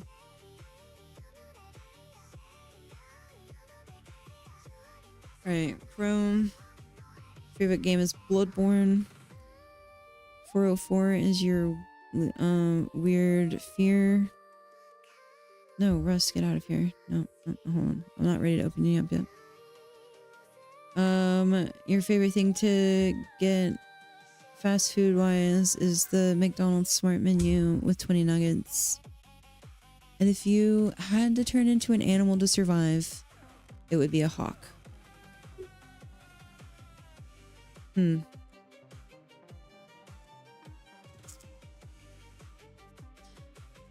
I think that you are a person that is balanced between being calculated and carefree. You have a responsible amount of silliness in you. You know what I mean? Like you keep your silliness reeled in.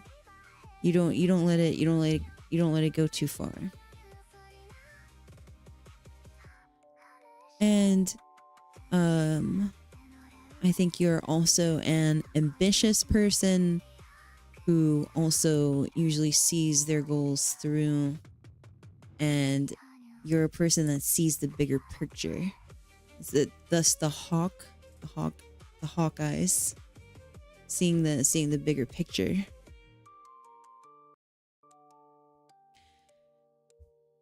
And while you may have some slight superstitions, overall you're a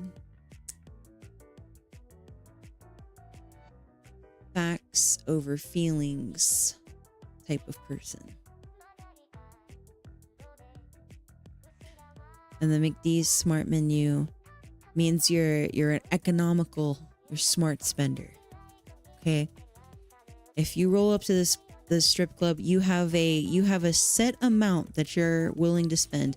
If you go to the casino, you're going to limit yourself and be happy with what you come out. You might go a little bit overboard, but not a life-ending amount.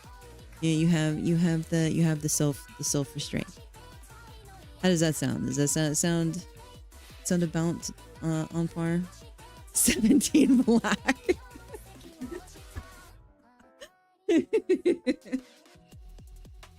I'm getting my fucking pizza.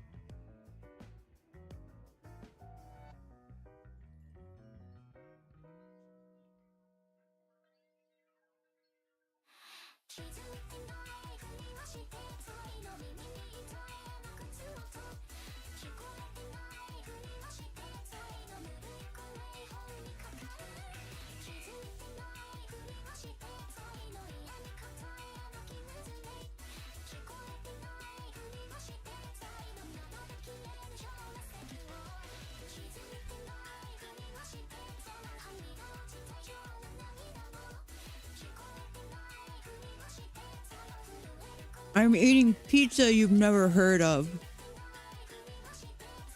With sauces you can't comprehend.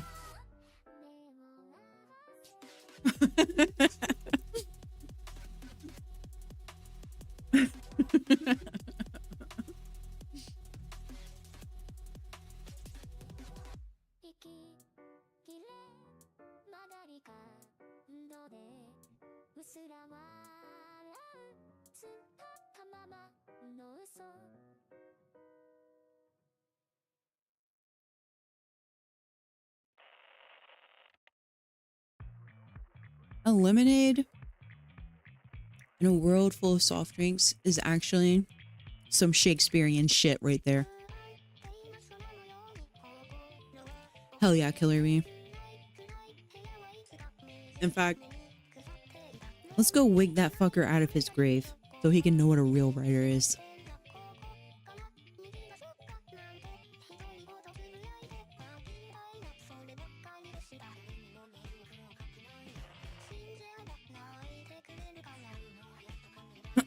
Mike.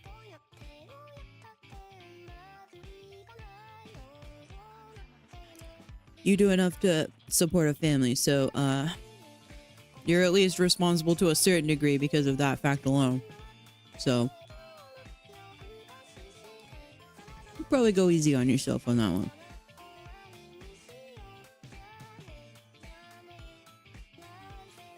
Oh,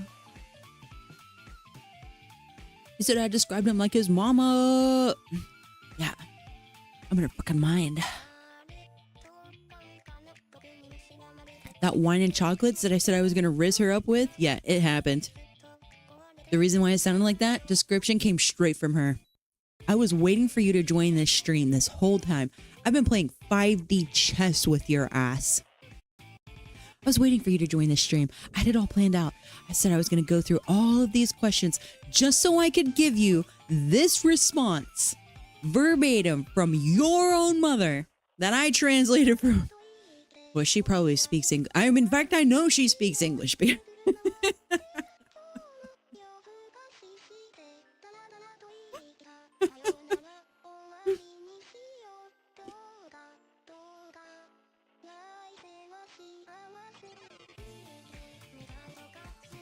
Mike, I didn't get all of your answers, so we'll have to do a do-over for you.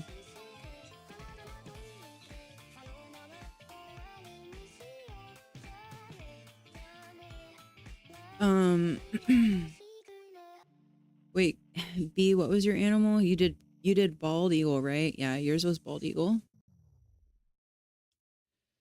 Yeah. So pretty much You love NASCAR.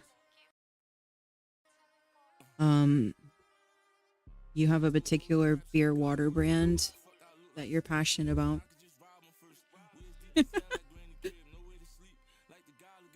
um, hold on. I need some Monster. Please sponsor me, Monster.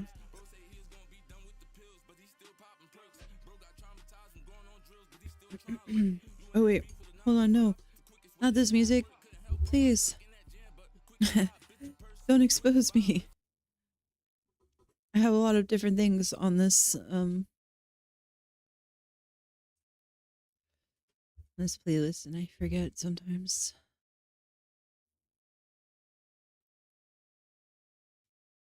Anyways.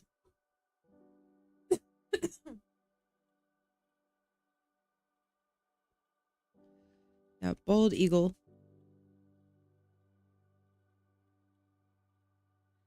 Castle Crasher. What is Castle Crashers again? Is it a roguelike? No? Beat 'em up? Beat 'em up game? It's a fighting game?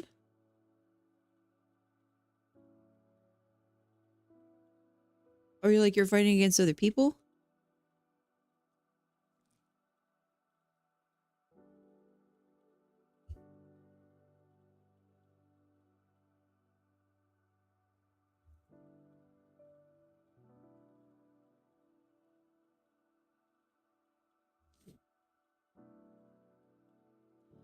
Oh, I see, I see, I see.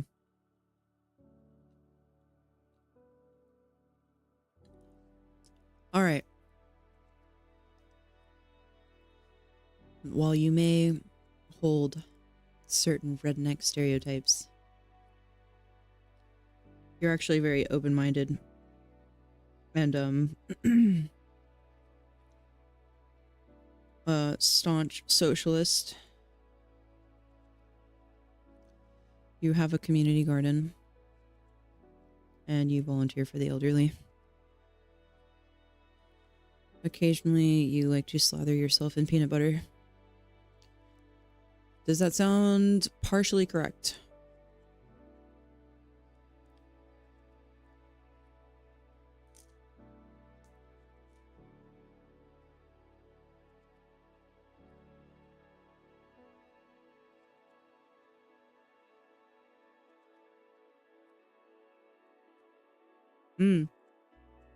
Good pizza.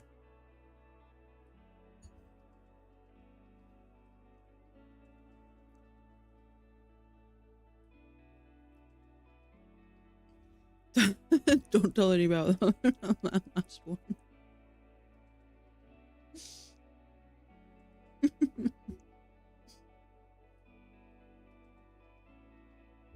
They actually just don't want to take credit for the community garden because it says the donations are anonymous. They don't want to blow up the spot.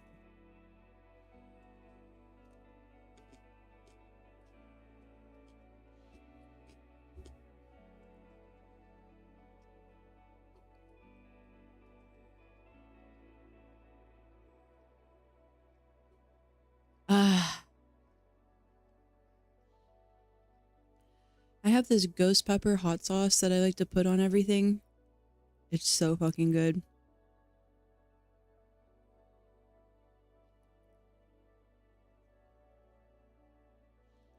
All right. I don't know if Gabe is still here. If he is, we'll give him his. Or Roggy. Roggy might be getting ready for her own stream. Which, by the way, shout out to Pierogi. I don't know how to do the shout out thing. I probably need to figure out how to set that up. Everybody should definitely go give her a follow. She's a sweetheart. She's a doll.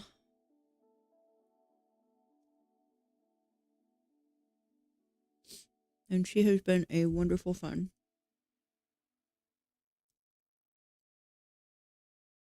So definitely go check her out.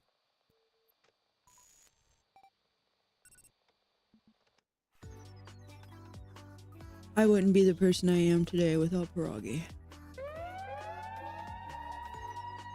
Oh no! No!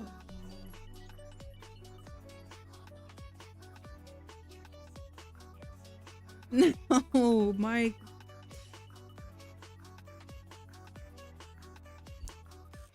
I have to leave this form. we must depart from this form. I'm not gonna be one of those. I'm not gonna be one of those VTubers.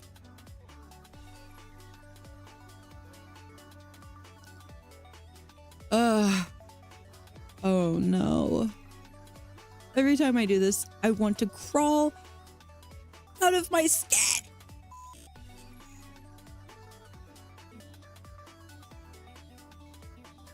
But I do it. I do it for the love of the game. It's just what you gotta do sometimes.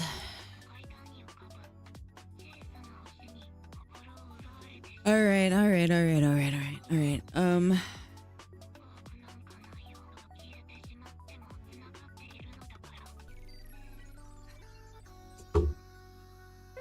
More vodka.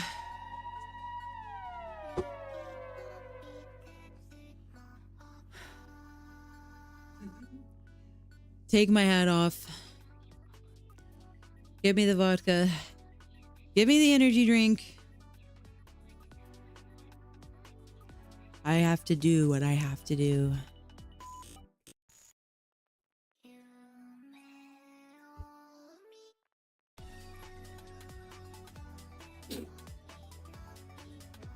Unfortunately, Crow, you fall asleep to mommy ASMR tonight. Yep. That's what you get.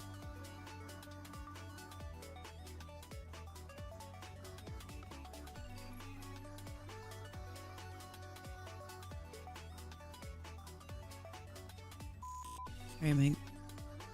I'm just finishing my pizza.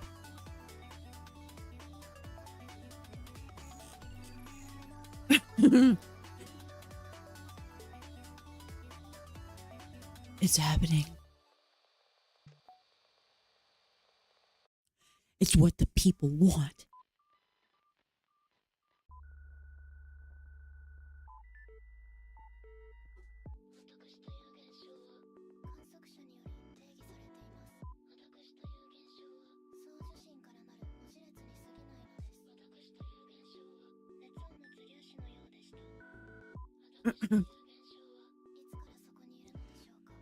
All right. Well, you should know I'm about to spend this entire time talking about a recent Cars debate that me and my friends were having. Are you into cars? I mean, I'm sure that you must know a little bit about cars. Well, you see, we couldn't decide. Do cars breed with each other? Or are they made by manufacturers? The movies never explain how child cars come to be, but yet we are exposed to child cars in the movies. This is only the peak of questions I have. Just the tip of questions that I have about cars and the Cars universe. The planes are their own sentient beings. So why do they need cars to pilot them?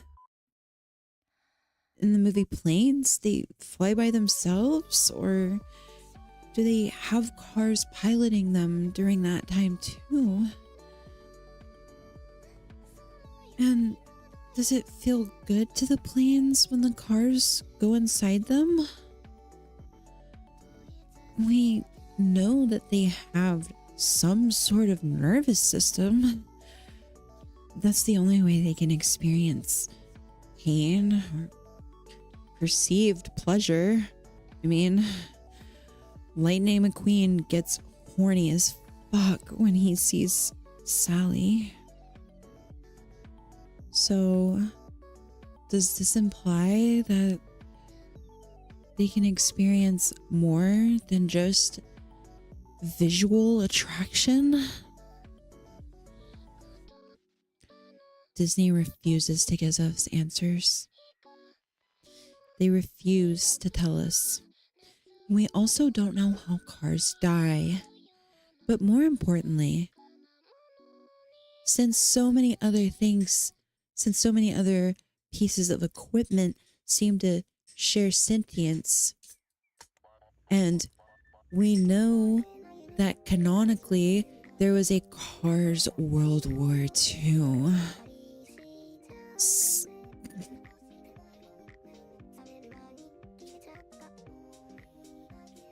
So are the nuclear bombs that were dropped during Cars World War II sentient? We just don't know.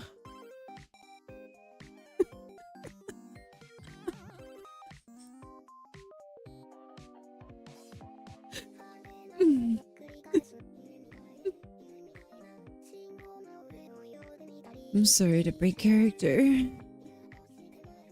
but I just can't help but laugh at the idea that nuclear bombs may have been committing a suicide mission.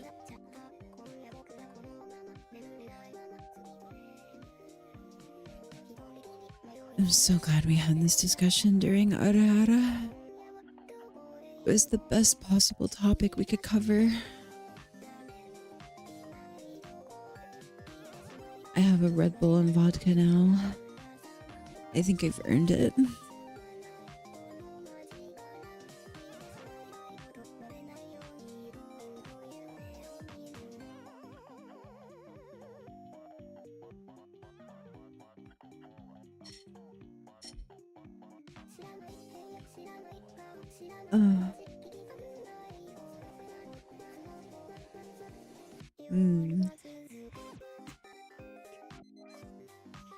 Delicious. Amazing. Amazing indeed. There's so many questions that I have unanswered about cars.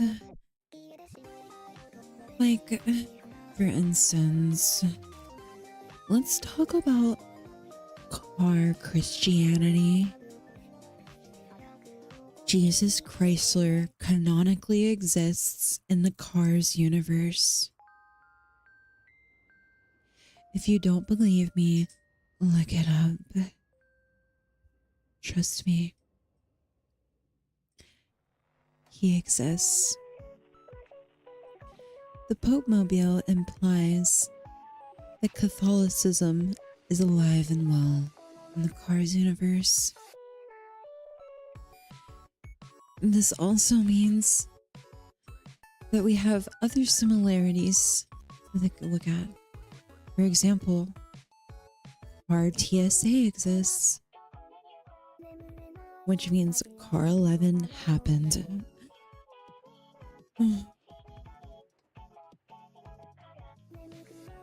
That's another question. Did the planes know what was happening? Were they being piloted by the cars? Is there some kind of car overdrive?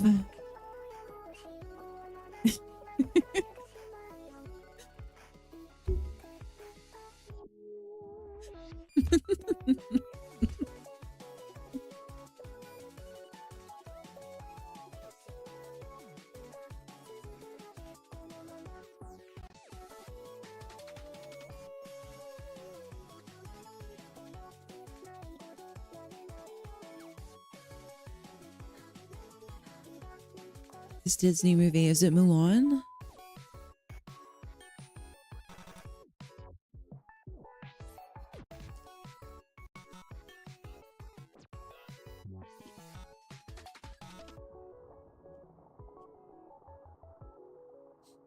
Wait, if I had to guess.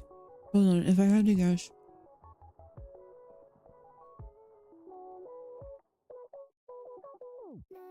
What Disney movie is the deadliest? Dinosaur.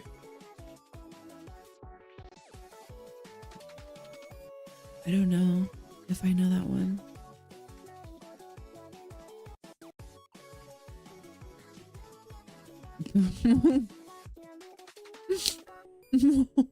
What?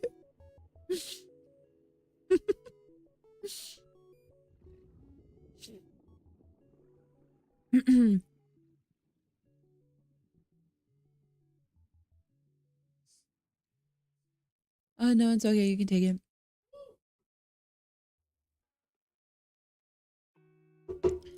God, that ghost pepper sauce is so good. Wait, I don't know what that movie is. Hold on, I have to look it up.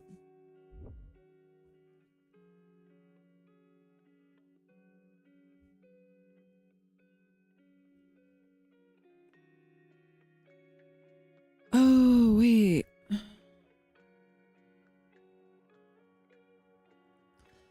Oh my god. Wait, I think I recognize this. I don't know if I ever saw it though. But I definitely recognize it.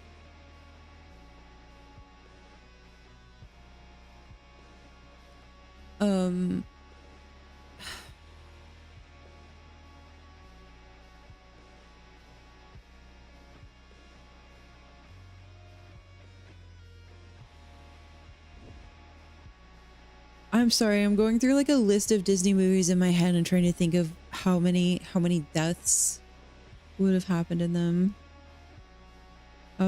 I need to look up this list. This sounds amazing. I have a fuck, marry, kill list I'm doing tomorrow too. I need to get that ready.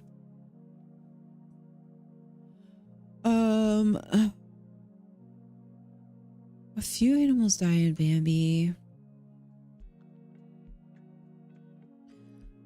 Brother Bear is another one. Yeah, it's. I can think of a few people that die on there. Oh my god, does anybody remember Home on the Range? That movie? Yes. Yeah.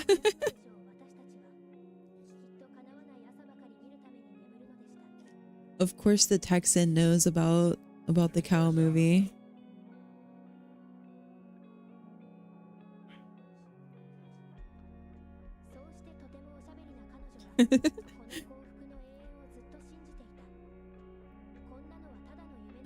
But yeah, Home on the Range. Home on the Range is about a bunch of cows that and a horse that thinks he's king shit. And they're like trying to fuck up this cow wrangler called Alameda Slim. And he's like stealing cows and selling them to slaughterhouses. I don't know where the cows were going from the ranches, but no. But anyways, I would think that Alameda Slim probably killed a few cows. That's a good one.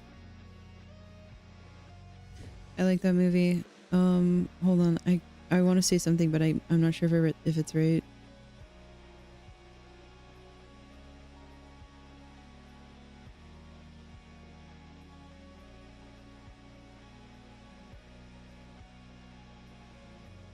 About the cast. It had fucking Judi Dench as the fancy cow, like the fancy dairy cow.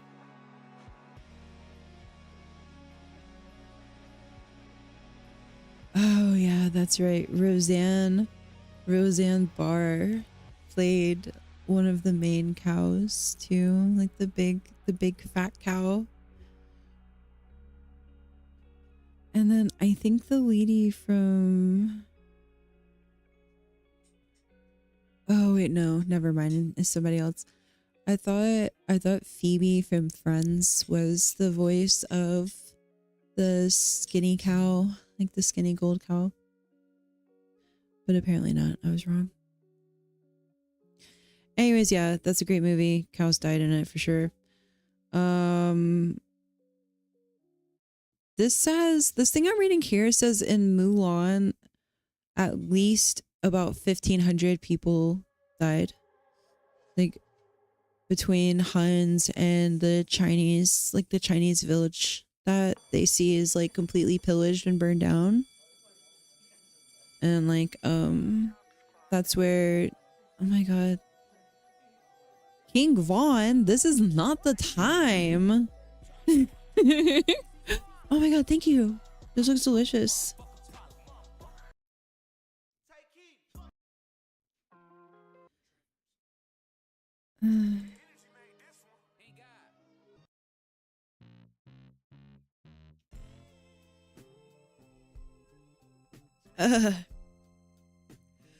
It's strong.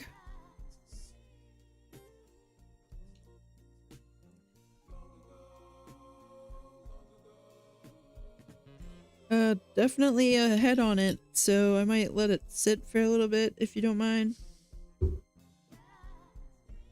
Is there ice cream in this? Oh, okay. All right, good night, Mike. Thanks for joining us tonight. Oh, thank you so much for the subs again, as always. I appreciate you. I hope you have an easier work week coming up. We'll look forward to seeing you in chat some more. Good night.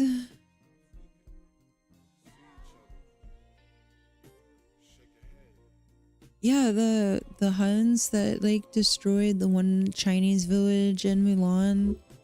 They find it after they're like done singing the A Man Worth Fighting For song, I'm pretty sure. And it's like still smoldering, or yeah, Girl Worth Fighting For.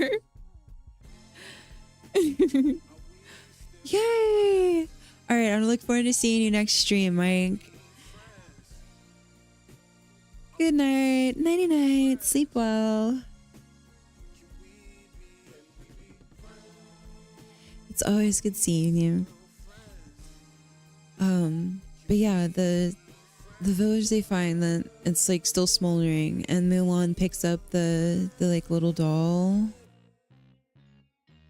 And they're like, oh, horrible things happen here. Oh, I should not be playing this. Or any of this. Oh my god. Fuck. Okay, hold on. Sorry.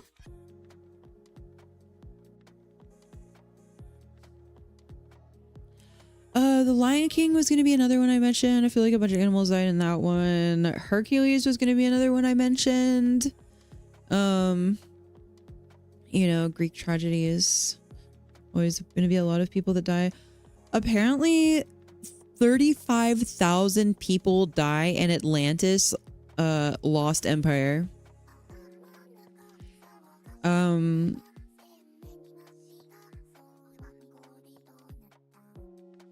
When the crew met the Leviathan, the big robot monster guarding Atlantis, 171 people died. And then during the final battle, 14 more people lost their lives. And then at the beginning, when Atlantis sank, it was estimated that at least 35,000 deaths happened. So that's where the bulk of it comes in.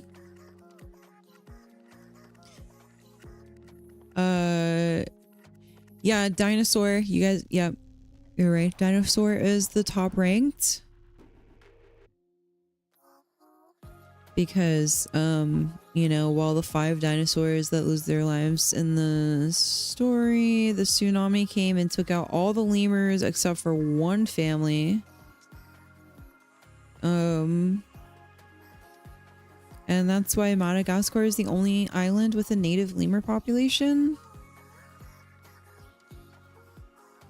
Which at the time was a population of 307,000. which made the kill count in Dinosaur 307,148. So it is officially the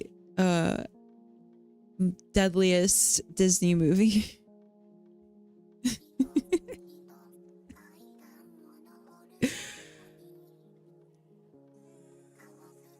The earth cleansed itself of the lemurs in the Dinosaur movie.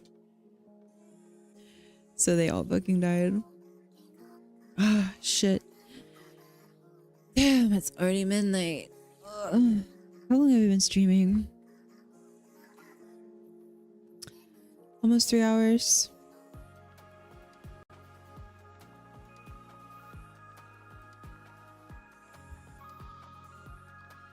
Yeah. I think we'll start to wrap it up then. I don't know. I could still be down to play some Rust actually. But I think I'm done yapping. That's all. I've talked enough. Psycho.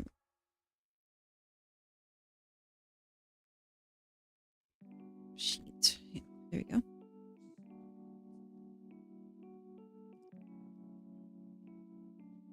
Yeah, that's good. I'm ready to go be a pirate.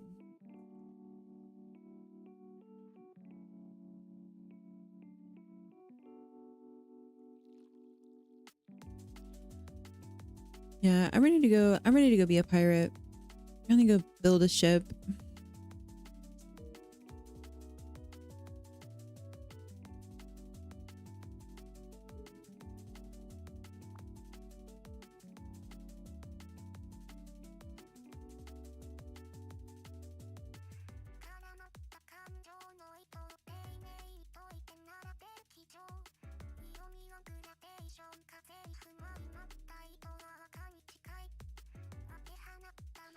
There we go. I'm gonna be starting with a fresh character.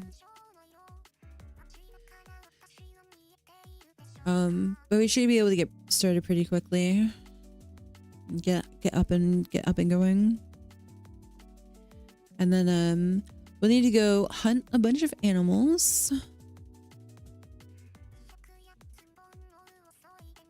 Oh, yippee. Alright, hold on. It's loading in. Give me a second.